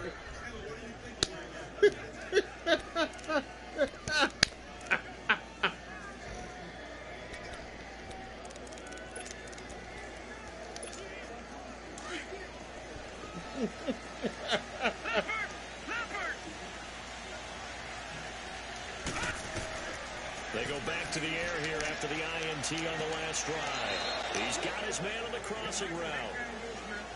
2 minutes remain here in the first half. We'll come back to Tampa after this timeout.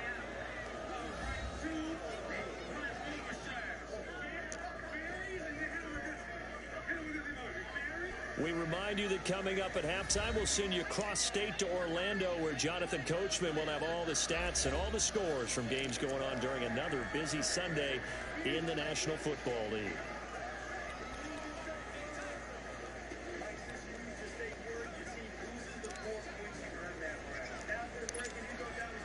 This quarterback now 10 of 16 throwing the football. It's 1st and 10. Now a play fake here on 1st down. He's got a man, complete. That goes for a gain of 31. I know at retirement ceremonies, a rocking chair is often one of the major gifts, but don't give this guy one just yet. He may be plus 30, but my goodness, how about that effort? Yeah, he's not that old. Hey, I'm on the wrong side of 32. You okay? You feeling all right?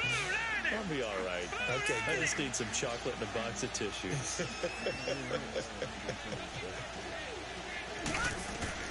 First down, and they're going to throw with Allen. Hits his target, the tight end, Will Tye. A good pickup there. 8 yards on the first down completion. Seeing that play and understand just how tough it is to cover tight ends, especially the ones running around the NFL nowadays, makes me glad I didn't make it in that league. I would have had a really difficult time. But now you get to sit up here with me. Yeah, and that's fun, isn't it? And what a really nice game right there on 1st down for them. Brings up a nice 2nd down for them. Facing a 2nd and 2 after that last catch, good for 8 yards.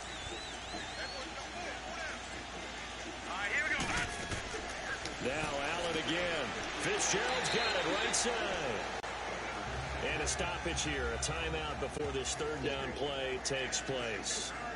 As they get the stoppage with just under 50 seconds remaining in half number 1.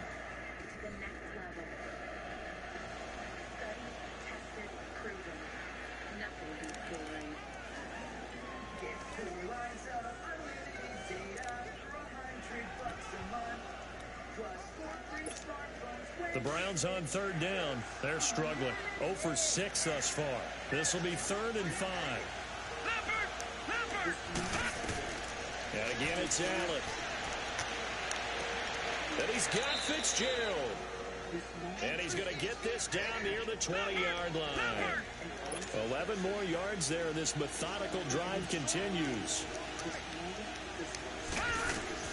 Allen now on first down.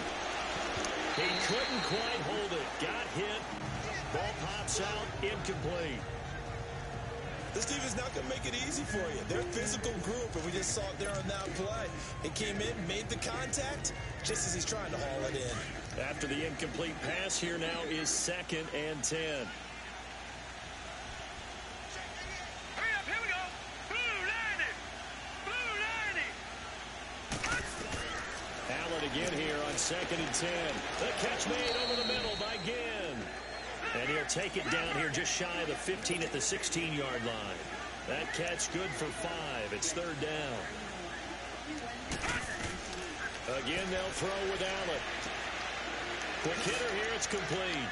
And he picks up the first as he's able to take it down to the 7-yard line. Now a timeout. 7 seconds left in the first half. Team Michael B. Jordan, there's still time to come. So make it count. It's time to play close ball. Well, don't think they got to call somebody. Close friend, and with the help of your team, you got to get them to say 5 words without telling them what they're doing, all right? You'll get 5 points for each one that you get. A chance now to get even before the break as they come up 1st and goal. All right, here we go. Allen to throw once more. This will be caught at about the 5. And he'll be brought down right on the edge of the goal line at about the 1-yard line. So we've hit halftime here in Tampa with the Bucs out in front. As we send you a stone's throw away across I-4 to Orlando. There standing by is Jonathan Coachman, ready with our EA Sports Halftime Report. Coach? Okay, Brandon, thanks very much. A lot to get to here as some of the division races starting to take shape as we look around the NFL here in week number 7. We'll get things started in the heartland, Kansas City, as they're at home to take on Cincinnati. And it's the Chiefs who have the lead in the second quarter. Julian Edelman, a touchdown reception. From there, let's head off and check out a second game. And they were winners in that one as they take care of the visiting Denver Broncos. DeAndre Hopkins leading the way with 3 touchdown catches. Finally, let's get to Philadelphia. Check on the Eagles at home at Lincoln Financial Field. And they've got the lead in their ball game over the visiting Carolina Panthers. Blake Bortles, 2 touchdown passes thus far. In the game you're watching, it's who else? Tom Brady with a strong first half. His guys have the lead as we get back over to Raymond James Stadium in Tampa and rejoin Brandon Gaudin. Okay, Coach, appreciate it. A 1-touchdown game here as we get set to resume play in the second half. This one fielded at the 5. And a nice return sets him up pretty good here at the 30-yard line. Here's the Browns offense now getting set to start off this third quarter. They're close game, but they're going to need to do a little bit better probably here at half 2, no? I would agree with that totally. I would guess it in the locker room. They talked about cleaning up some of the errors, but overall, I think they wanted to be positive with them. Guys, we're right there. Just not playing as well as we need to. Let's pick it up, and we still have a chance to win this game. Yeah, they do. We'll see if they can pick it up.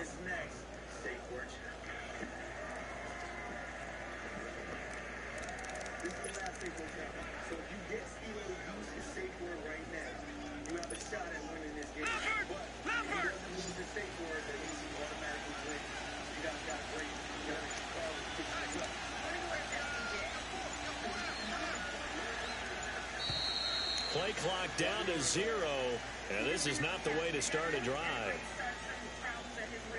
Delay of game, offense. So offense moving a little too slow there, could not get set, and Still they get the first down. penalty.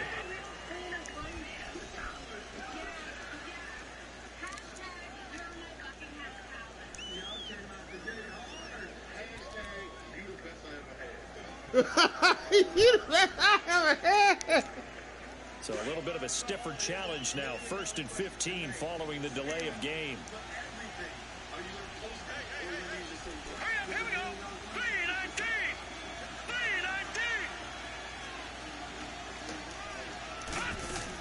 Following the penalty, it's goal. So he got free of one tackle but couldn't do a whole lot else. It's a 5-yard pickup, so essentially they get the penalty yardage back, and it's back to 2nd and 10. You know, despite the scoreline, I think they've got to like where they are here. They're on the road and just one big play away from getting right back in this game. I'm going to follow right along with you because the spot they're in now is a credit to their defense. They've kept them in it by making the plays that they've made, and that just means you're one big score away from being right back there. Now the question is, can this offense step up and make that play? Because that's been an issue for them in this game. Now Allen, they go with the screen to Gore. And spins away. And he's able to take this one up to the 35-yard line. Give him 5 on the screen play, and that'll set up a 3rd down. For a second there, I thought that might break big. Screen pass, looked like it was coming together, looked like there was an opening. Still, ended up with a solid game.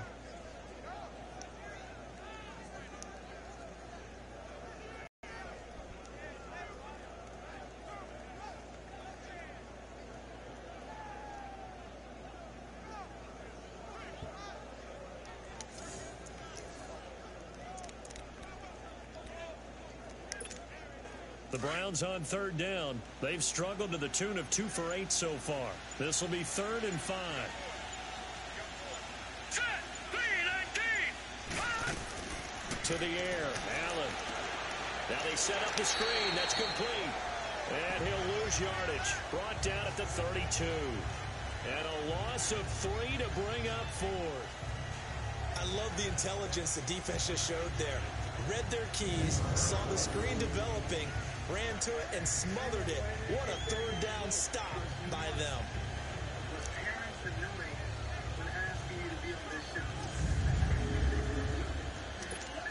Here's Johnny Hecker now as they're forced to kick for the 6th time today.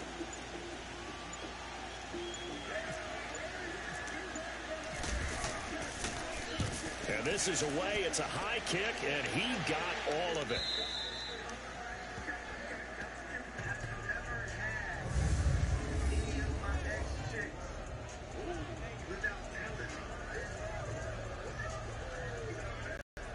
Here comes the Buccaneers offense. They get their first reps of the 2nd half. They were able to get the ball back here, didn't surrender any points. Now they'll look to add to that lead. And how about the boost the defense gave them? Going right out on the field, shutting them down, not giving up any points, and turning the ball back over. They want to do their part now and show them a little respect and some gratitude by scoring some points. And to get a little more cushion.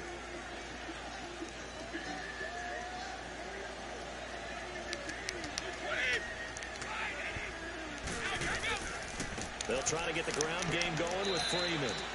And not much there as he gets it up to about the 5-yard line. The former Charger All-Pro Eric Weddle on the stop. Tough first half for him, unable to put up the numbers he's used to producing. But with a guy like him, you and I both know it just takes a couple of explosive touches for him to make an impact on this game and on the stat sheet as well. Back near his goal line. Here's Brady. And seeing nowhere to throw, he chucks this one away from harm. Incomplete. Now it's 3rd down. A pretty good coverage there, and both of these defenses, they've had good coverage throughout this one. No doubt about it, and in today's NFL, where we're used to a bit more scoring, this feels almost like a well-pitched game in baseball on both sides, where the tension continues to build. Who's going to make the big play? Throwing is Brady on 3rd down. And yes, he found Toilolo. He's at the 50, the 40. He's at the 30, and he takes this down deep into Cleveland territory. A big play there on the catch and run, 76 yards. Well, from an offensive perspective, that sure was pretty because the corner route is extremely difficult to defend from my perspective. What we just saw there, is that sort of the evolution of the tight end position? Yeah, I think it is because more and more, tight ends are being treated like wide receivers. These are some agile players who can make a play in any spot on the field. his friend and former classmate, Admiral Chuck Martin. They graduated together in 1958, and today, the friends he made during his long tenure in the Senate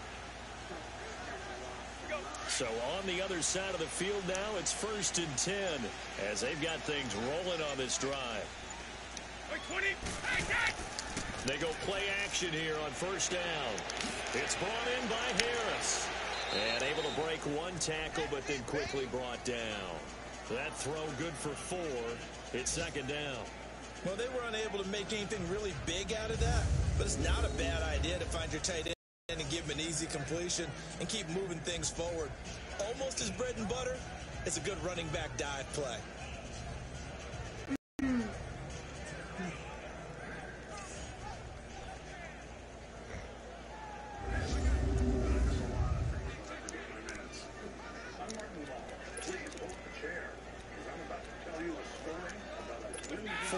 On that last completion, so that sets up 2nd and 6.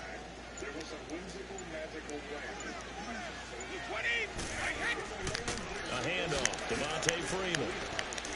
And he'll find his way down right around the 12. And defensive back Jamal Adams in on the stop. In the first half, he was held in check on the ground, but despite that lack of production, they still have the lead. Yeah, and they've got to feel fortunate about that. If they could actually get production from their lead horse, that would help open up this offense and widen this margin, too. The Bucs on 3rd down. They're hitting at just 30%, 3 for 10. Here it's 3rd and 3.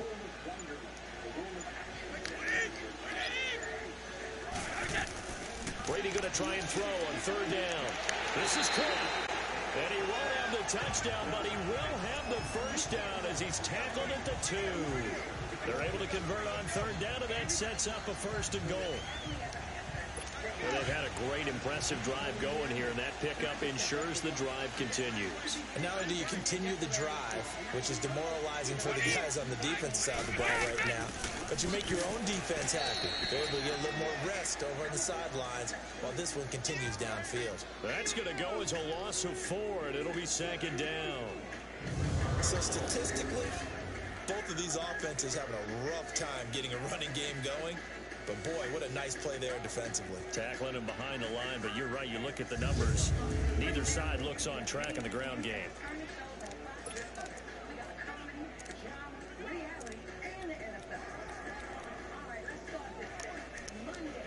Second and goal from the 6 this time.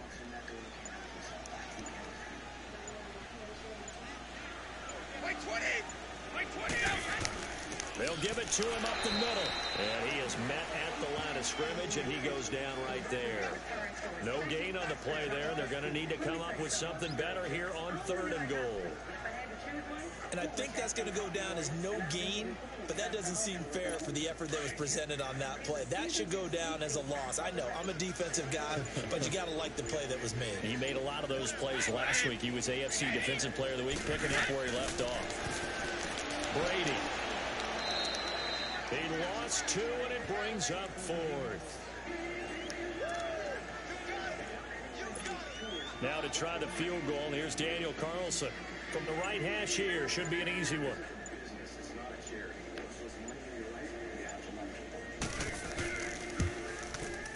Carlson able to put this one through. And the lead moves to 10-zip.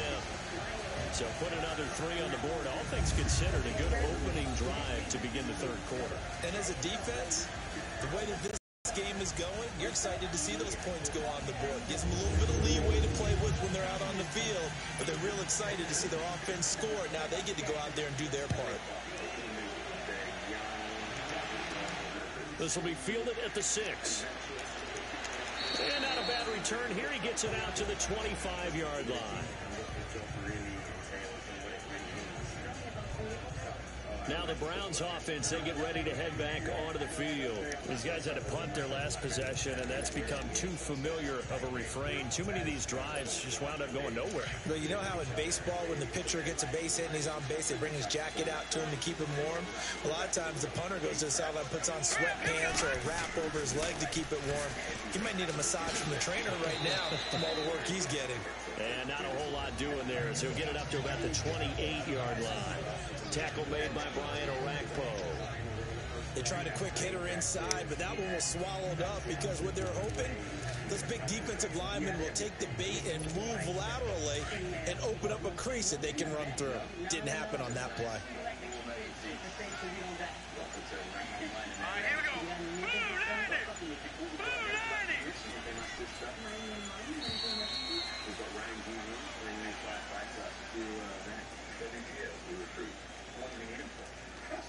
Delay of game, offense. Now flags, and we're going to get a delay of game. Still second down.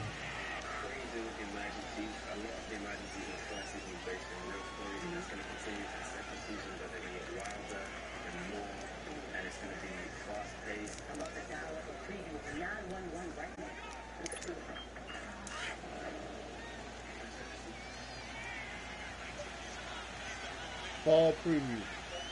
Here we go now. Green 39. Green 39. Fall preview.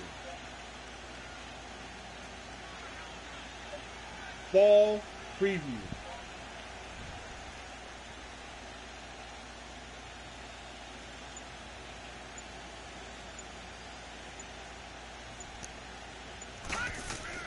Allen looks to throw on second down. Firing quickly here, and that's complete. And they're able to get this one across the 35. 13 yards as the quick slant keeps the drive moving. That tight end position, it just seems to continue to evolve every year in the NFL. Yeah, you're getting really terrific athletes. A lot of them maybe were wide receivers at one point. They continue to give you speed, great hands, and big bodies, which make them excellent targets for quarterbacks. ABC fall preview. Only one.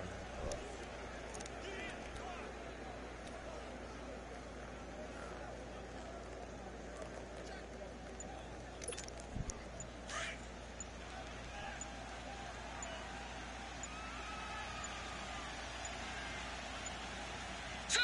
Blue 90. Blue 90. Delay of game, offense.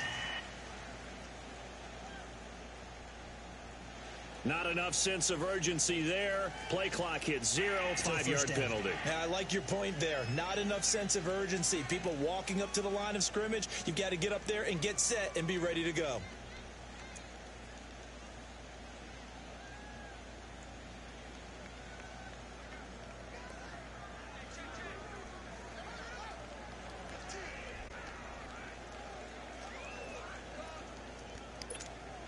Now they need 15 yards on this series after the delay of game. 1st and 15.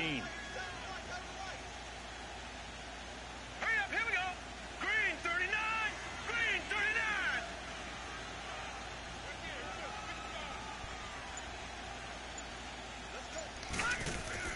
Here's Allen to throw it. And some room to roam now. It'll be a gain of 11, and it'll make it a second down.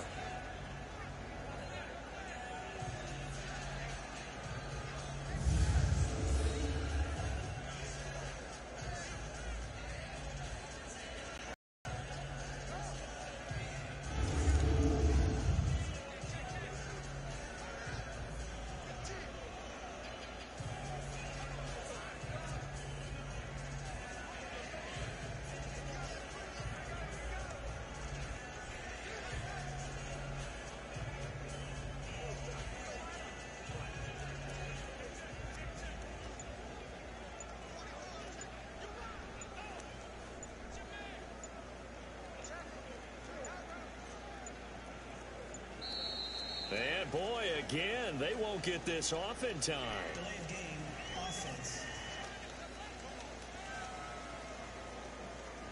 And they just did not get the snap away in time. Still second down.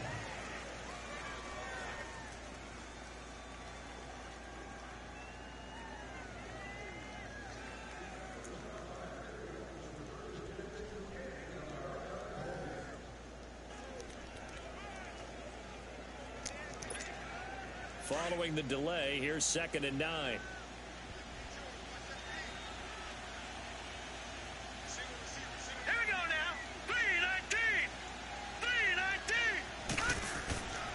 on second down. Here's Allen. Airing this one out for Fitzgerald. And that's caught inside the 35. A gain of 32 that time.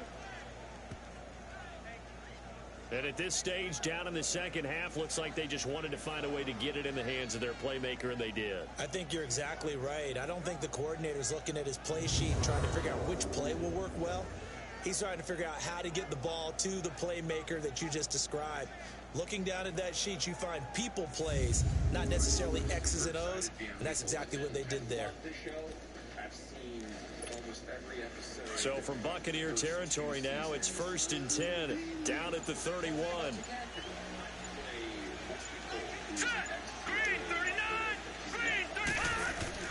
Here's Allen on 1st and 10. And he's going to be taken down back around the 35-yard line. The 6-time Pro Bowler, Clay Matthews. And that's going to make it 2nd and 14. A rookie QB struggling, gets thrown down to the ground there. But, you know, maybe this game, it's not over yet, but maybe this game can be a learning experience for him. So many different things that he has to pick up on. When to go ahead and flush from the pocket and run. When to get rid of the football and not take the sack. When to just go ahead and go down early and make sure you don't get... And he's going to be intercepted a 3rd time. Picked off by Darian Conley. And he is going to get this one back to the 20-yard line.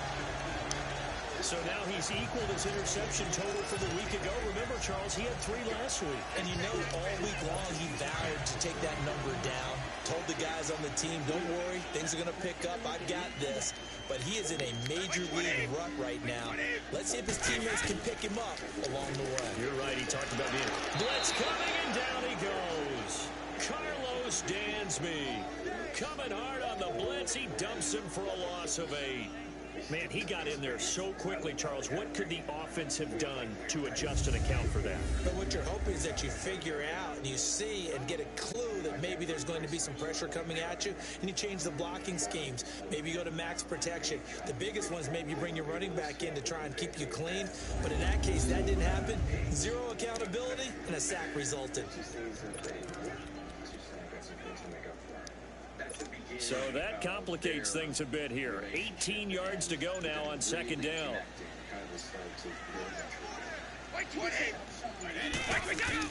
Now Freeman, he's been busy today. And this has been a familiar sight all afternoon. What they could have done, and what they could have done, is that it's 3rd down. They could have had some like this running game explosion needs to be better. where it was still Murtaugh, it was still rigged, but they had to do almost like the something defense is there on the handoff. Need something from deep in the bag of tricks here after 1st and 2nd down. Went backwards. It's 3rd and very long. Swings it out to the flat for Freeman.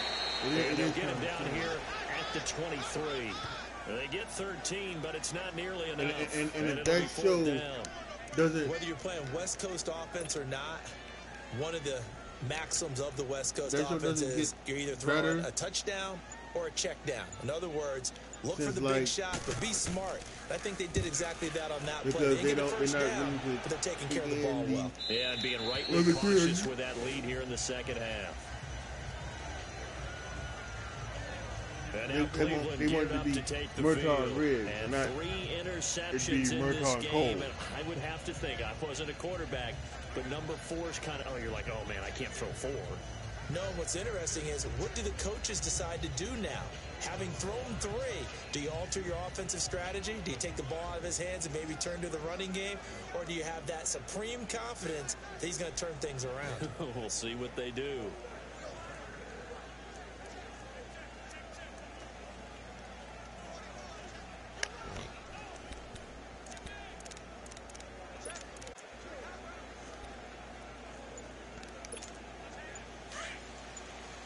Good, Brandon.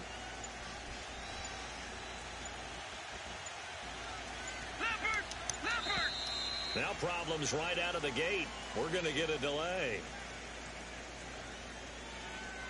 Delay of game, offense. And they're not going to get this one off in time. It'll be a delay. Still 1st down.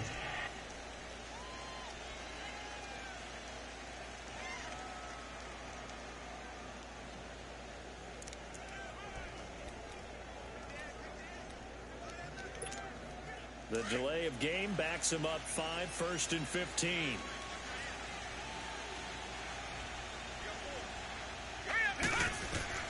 So the shotgun snap to Allen. And he couldn't hang on. Would have been their 4th pick of the game. Instead, 2nd down.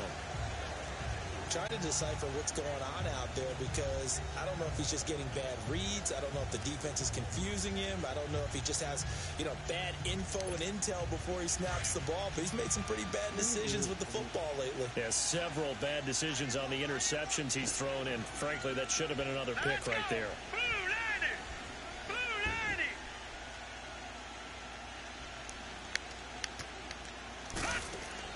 Now Allen throwing on 2nd down. He'll try and set up the screen. It's complete.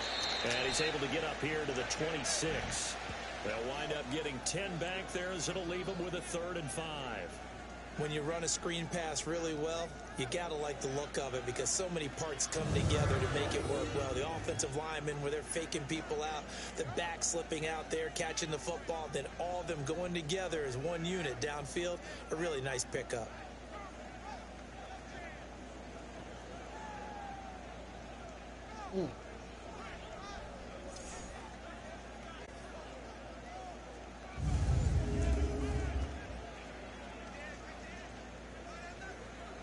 You got other spot right there, so blacks.com is on Wednesday. The Browns on 3rd down. Not so hot. 2 for 9 to this point. This will be 3rd and 5. All right, here we go. Blue 90. Blue 90. Snap comes at 1, and it's Allen. Oh, it's a screen pass. That's complete. And he will lose yardage and be backed up to the 24. This will be a 2-yard loss on the play. And that'll bring up 4th down. 3 quarters in the books. We'll return with more after this. You're watching the NFL on EA Sports. Back now in Tampa. It's the Browns with a deficit. They're trailing, but with the football here to start the 4th. Here's Johnny Hacker now. He's been one of their few bright spots so far.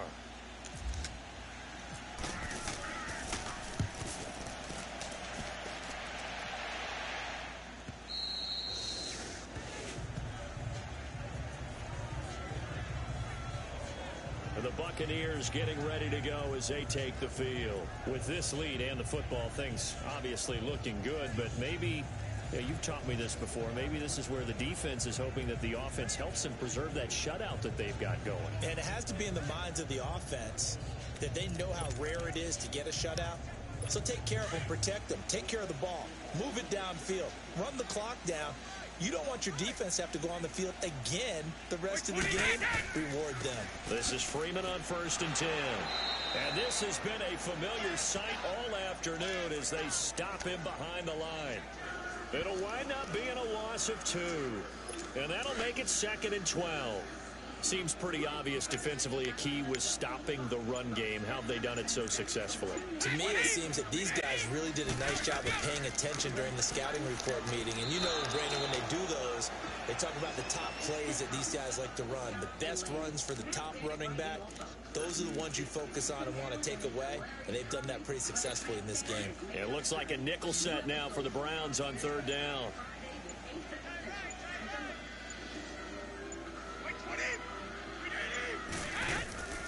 Working from the gun, it's Brady. And he fends him off. Escapes this, and he's going to be brought down. Back at his own 6-yard line. Like the footwork back there, I thought he did a pretty good job of evading that first wave of players. Trying to buy a little extra time out of the pocket, but in the end, oh, that was a tough one. Yeah, winds up getting buried for the loss. Here's Jordan Berry now. As the drive goes backwards, so he's on to punt it away. He steps into this one, and this is a rocket. And he was looking for the checkout bounce, didn't get it. That scoots all the way into the end zone now for a touchback. The Browns offense heading back out to take possession. And on the last go-around, they really couldn't get anything going. They had to punt from deep inside their own territory, which means you're going to lose the field position battle as a general rule. What they're looking for now is a little more consistency, move the ball at least a few times on offense, get a couple of first downs, and hopefully flip the field. Yeah, just something to build off of. That's what they're looking for here.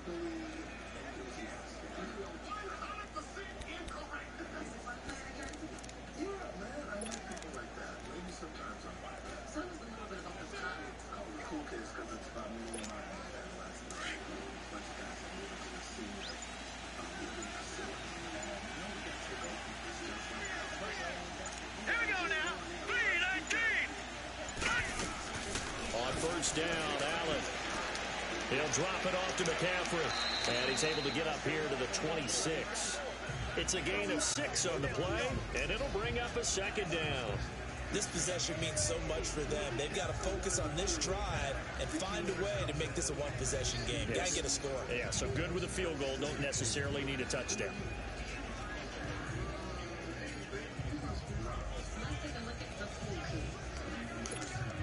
Six yards was the pickup on the last completion, so here's 2nd and 4.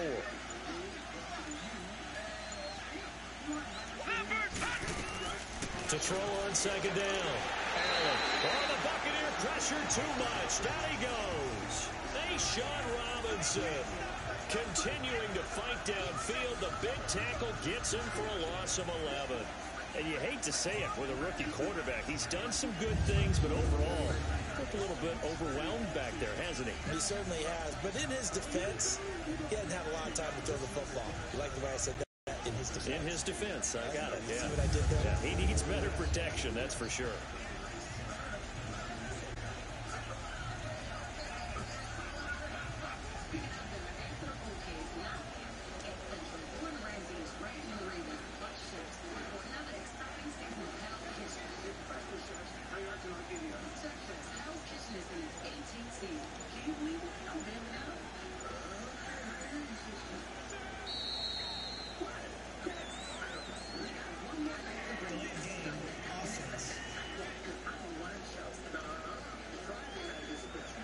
Play clock all the way to 0. Didn't get the snap off. 5-yard penalty. And you see the head coach writing that note on his play sheet right now. He's going to be addressing that with his staff. A sense of urgency. Get to the line of scrimmage. Snap the ball. After the delay, they're backed up even further for 3rd and long. All right, here we go. Green 39. Green 39.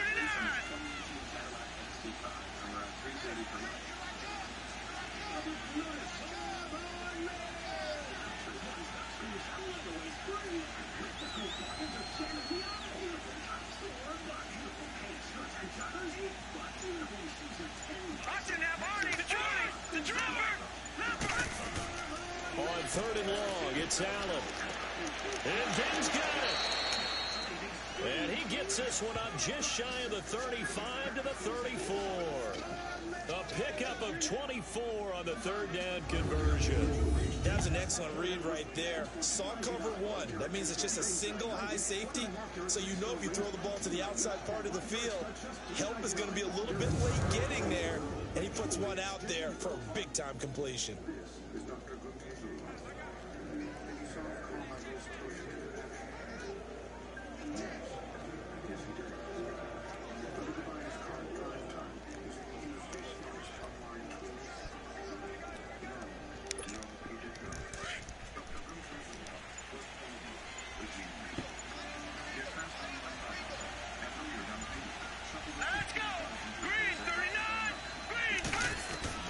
First down, and they're going to throw without him.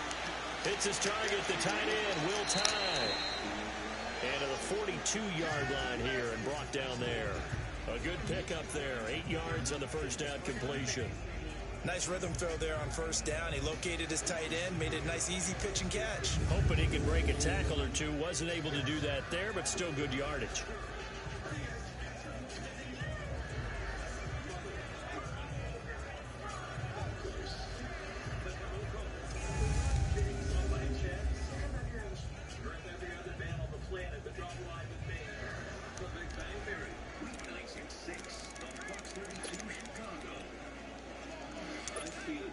Facing a 2nd and 2 after that last catch, good for 8 yards. Here we go now. Looking to throw on second down. Allen. It's complete. It's goal. And taking it across midfield and inside the 45. The Browns passing game finding its stride. They've got another first down. Even though this offense doesn't have a single point to its name, they're not totally out of this game yet. A touchdown here, they could be in business. And how about that last play? Now they've got momentum going. So, you know, I'm a big advocate. Get back on the line of scrimmage. Throw another play at them while you've got them rocked on their heels.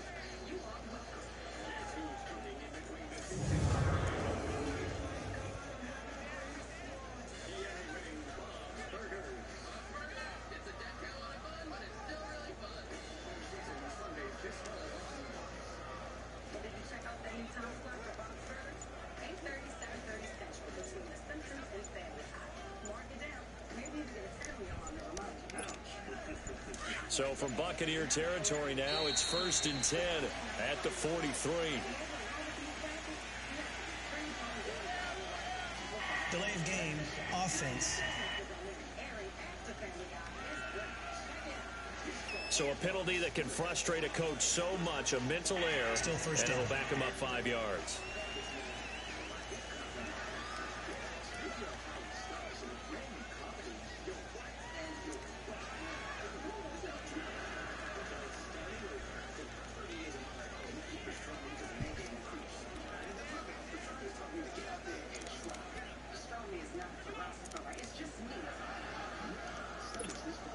So a little bit of a stiffer challenge now. 1st and 15 following the delay of game.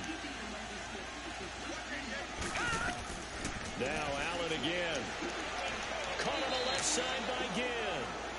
And he'll take it down shy of the 45 at the 46. Only 2 yards on the completion at 2nd down. One thing I think that's safe to say defensively, the tackling's been really good. And because of that, it's been very, very hard for them to move the ball because you're not getting the benefits of run after catch. They're tackling them almost on the spot. That means you have to run extra plays, harder to move it.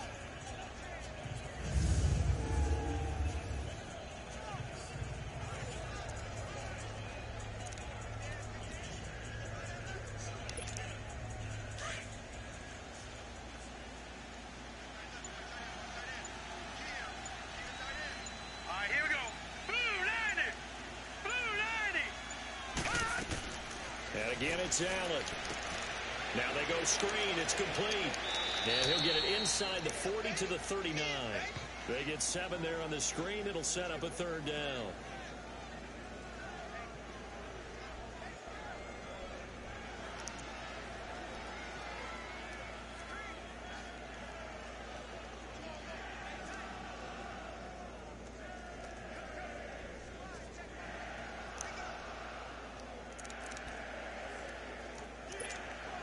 The Browns on 3rd down. They've had a lot of chances, but not much success, converting only 3 times. This will be 3rd and 6. 319! 319!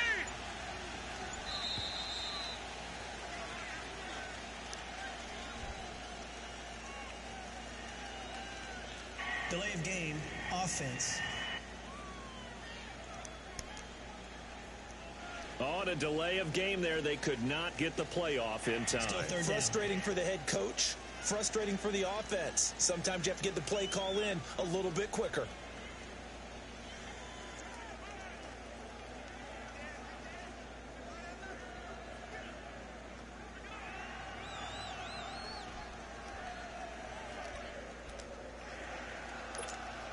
After the delay, they're backed up even further for 3rd and long.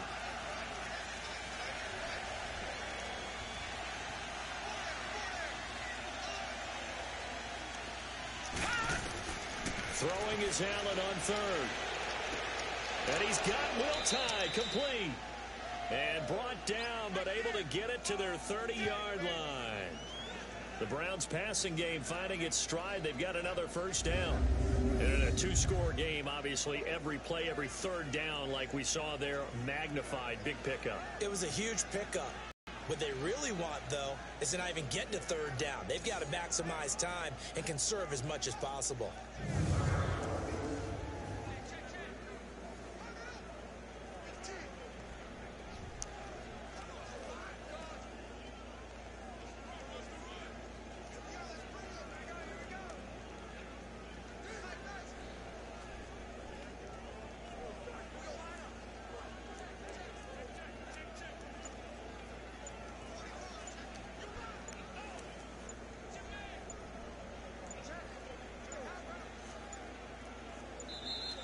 And now again, the play clock's going to run out on him. Offense. Now the play clock hits 0 here, and we're going to get a delay. Still first down.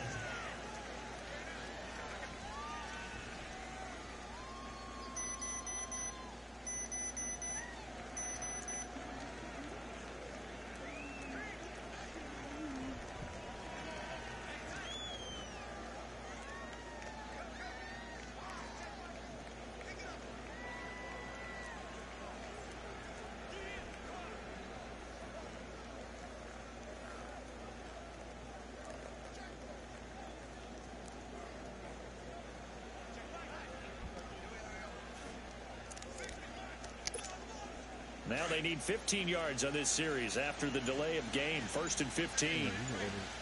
For the most part, she's doing very good. Again, they'll throw with Allen.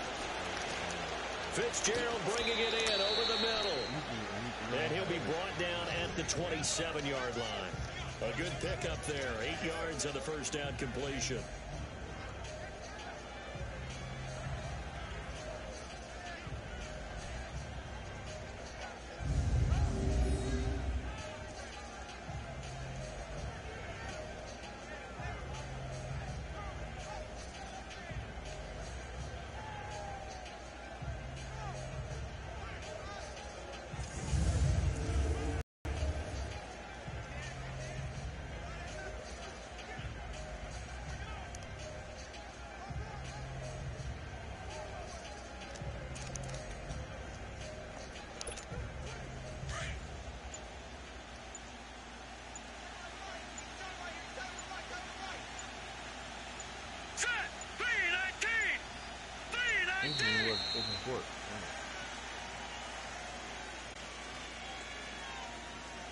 Delay of game, offense. Watching on it, yeah. I mean, that'll be the last. Flag comes out, and that's because the offense did not get the play off in time. And you can see the head coach, he is not happy. Everyone getting away from him right now because he's frustrated that they didn't get the ball snapped in time.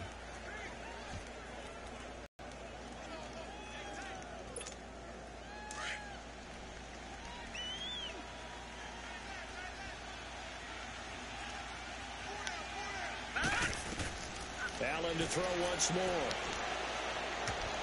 And that one almost intercepted. Far too loose with the football here. Nearly a 4th pick.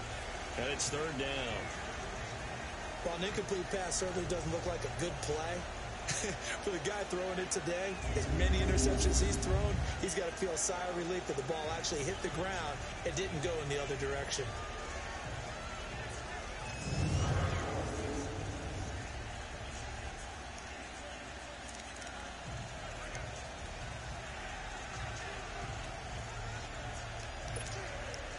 This offense 2 for 2 on 3rd downs on this drive. They're in for a tough test here, though. 3rd and long. Here we go now. Green 39. Hot. Allen from the gun on 3rd down.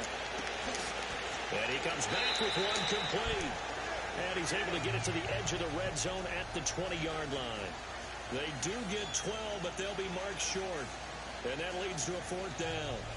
He wasn't the primary target, but I think it was almost like a check-down situation, wasn't it? Yeah, hoping he could break some tackles, a big tight end, but he couldn't do it. Yeah, get it to that big frame and hope he could scatter some bodies, unable to get it done. Well, you know what? Now that I think about it, I did that. I did that earlier in the week. And they're indeed going to go for it here on 4th down. So trailing here in the last quarter. Let's see how this plays out. All right, here we go. 3-19. But I guess even still. Running for it. Here's Hyde. And he will have the first before he's brought down right on the chalk at a 20. The time to pull out the stops is now, and they convert there on 4th down. Throwing on 1st down is Allen. He's got the tight end. But I guess even still, right? And he'll get it down this time to the 17. The completion good for 3, and it's 2nd down. It's vitally important to wrap him up immediately because if you let that big guy get a head of steam up, boy, then you've got real trouble trying to get him down. But they're able to hold him to a short gain on 1st down. Right? No, that was.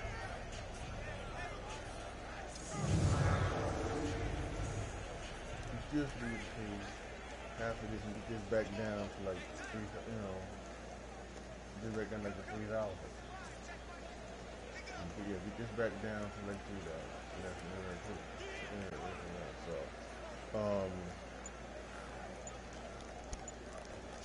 So yeah, I think I should still be able to do it.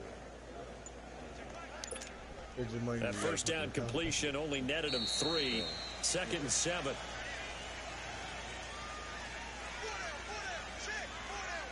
Delay of game, offense. Play clock down to 0, and that's going to be a delay. Still second down.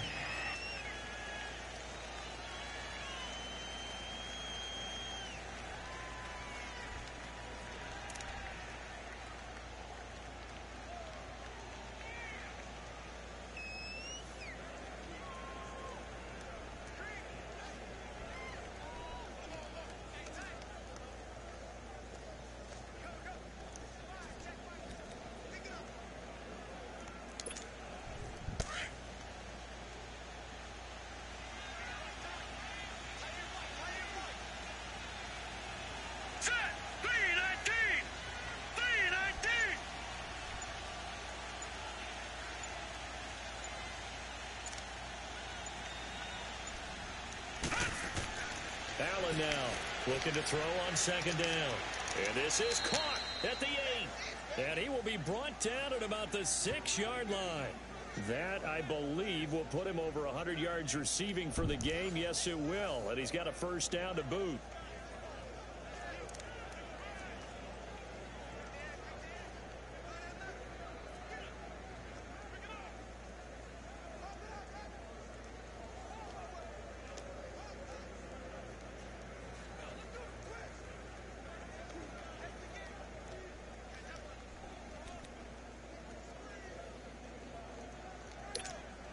First and goal, and they got to be thinking a chance to get right back into this football game. Hurry up, here we go. Green 39, green 39.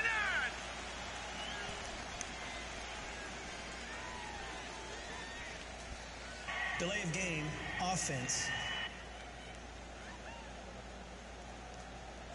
Play clock hit 0. Don't know what went wrong there, Charles, but it's going to cost them 5 yards. Has to be some organization from the sideline. Sometimes when you're trying to decide on what play to send in, the play caller has to move a little bit faster. The delay of game, a costly one, as they're backed up 5 for first and goal.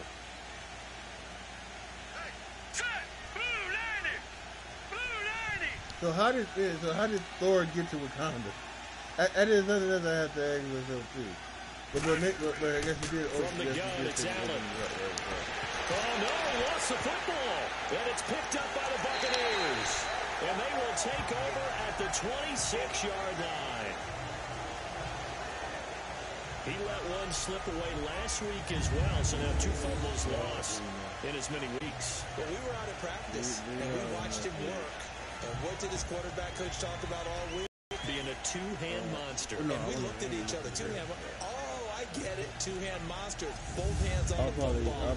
Taking care of it. Putting it away so the ball doesn't get dropped. And Tampa Bay trots out there now. They're out in front. Last time they had to punt it away. We'll see if they can add to their lead now. They don't want to go out and punt it away again. This team now wants to get a cushion. Put people away. They want to run their offense and have it end up in the end zone. Wait, 20.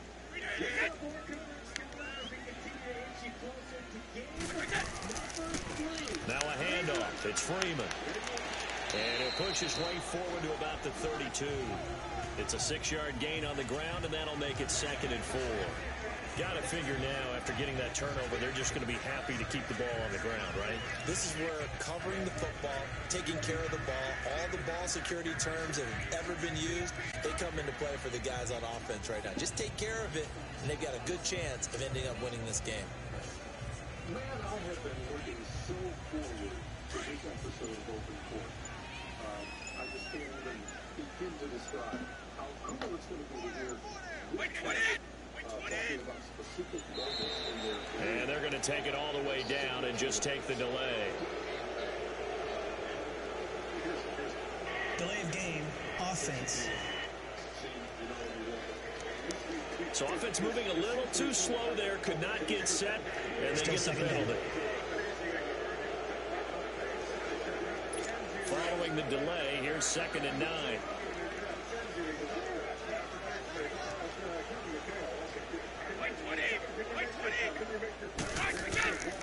After the penalty, here's Freeman. And he'll fight forward to about the 27-yard line. Only a yard on the pickup, and now they've got a 3rd down and 8. And the trend continues here in the 4th like it was in the 1st, 2nd, and 3rd. He's had nowhere to run. And you're probably thinking to yourself, why do they keep feeding him the football? Well, they trust him first and foremost. They do believe that over time he might actually pop one of these runs. But bottom line is he takes care of the ball well for them, so they'll keep handing it to him. Anyway, here's what we're going to talk about. And everybody gets a segment here in the show. So it's Buccaneer football as we welcome you back. And let's see what they've come up with offensively after having time to talk it over. Any background you want to give us on this before we roll? Well, it was 87, Mother's Day. Yep. Playoff game against the Hawks. Playoff game against the Hawks. I had just On 3rd down, Devontae Freeman. And just a short gain that time as they're able to get him down. Only a yard on the pickup there, and it's going to leave him with a 4th down. I know the scouting report on him is that he doesn't possess the eye discipline to be an elite linebacker. What that means is his ability to read, react, and make a play.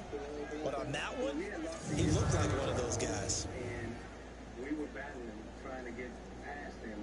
And as you can see, it was a close game. I remember Chuck calling the play at the end of the game. And Chuck Daly. Here's Jordan Berry now as he's on to punt for Tampa Bay.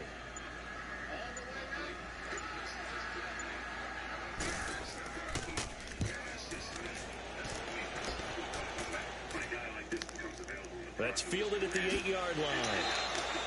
Give him 11 yards that time on the return. And the Browns will take over with a 1st and 10 deep in their own territory.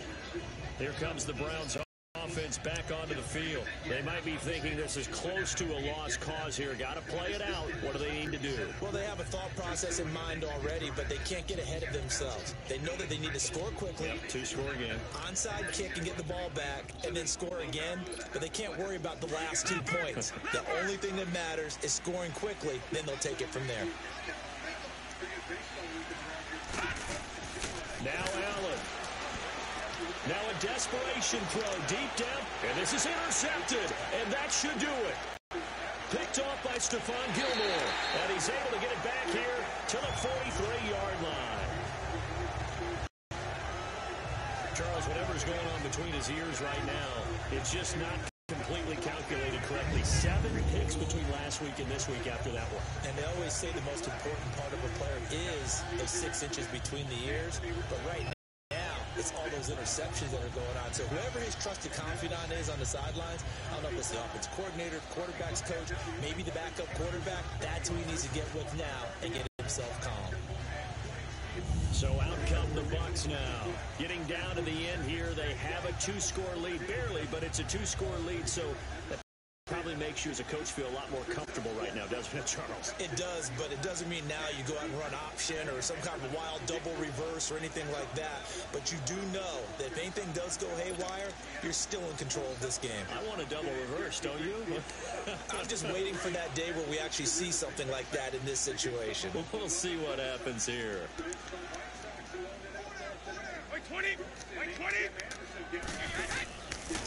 Now it's Freeman. And his rough afternoon continues. He's going nowhere again. No gain on the play. It'll be 2nd down. And this defense continues to give them fits. They just can't get really anything going on the ground, can they? I love the theme that you just brought up. This defense has been tough all game long against the run. We just saw another example of it there.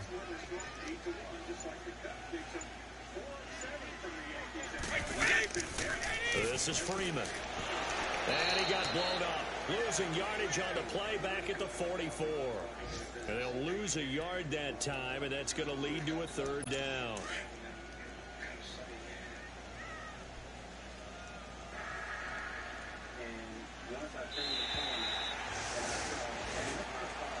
The storyline of this one, Charles, no doubt the number 0, zilch, nada.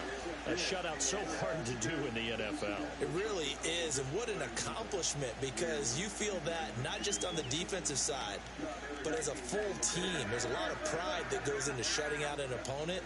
And how about that 0 on the scoreboard for them, going along with those zeros in the time column, too. So for the Buccaneers, they climb back to 500 now at 3 up and 3 down. And they will hit the road next week to take on the Cincinnati Bengals. Meanwhile, for Cleveland, it's yet another loss as they've started out now 0-7. And they'll try to rebound next week as they head to Heinz Field to take on the Steelers. I thought Isaiah was really close to his mom. But to have that dynamic, well, she's accepted his diploma. And she hit the game-winning shot. That pretty much is a perfect day. We're just getting ready to beat you right after that. We were trying to find out who was going to take the beating. It was us in Atlanta, you know, trying to figure out who was going to be that next team. And Atlanta had beat us the year before. Yeah. And I remember Patti LaBelle came out with that song in '86. I'm on my own. Why did it have to end this way? This ain't the way. And I remember driving out of, you know, when Atlanta beat us the year before, and that song was playing. And I came back the next year, and I was like, we ain't losing.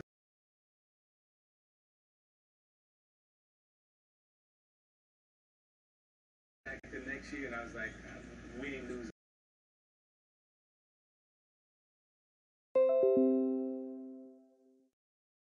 The next year, and I was like, we ain't losing.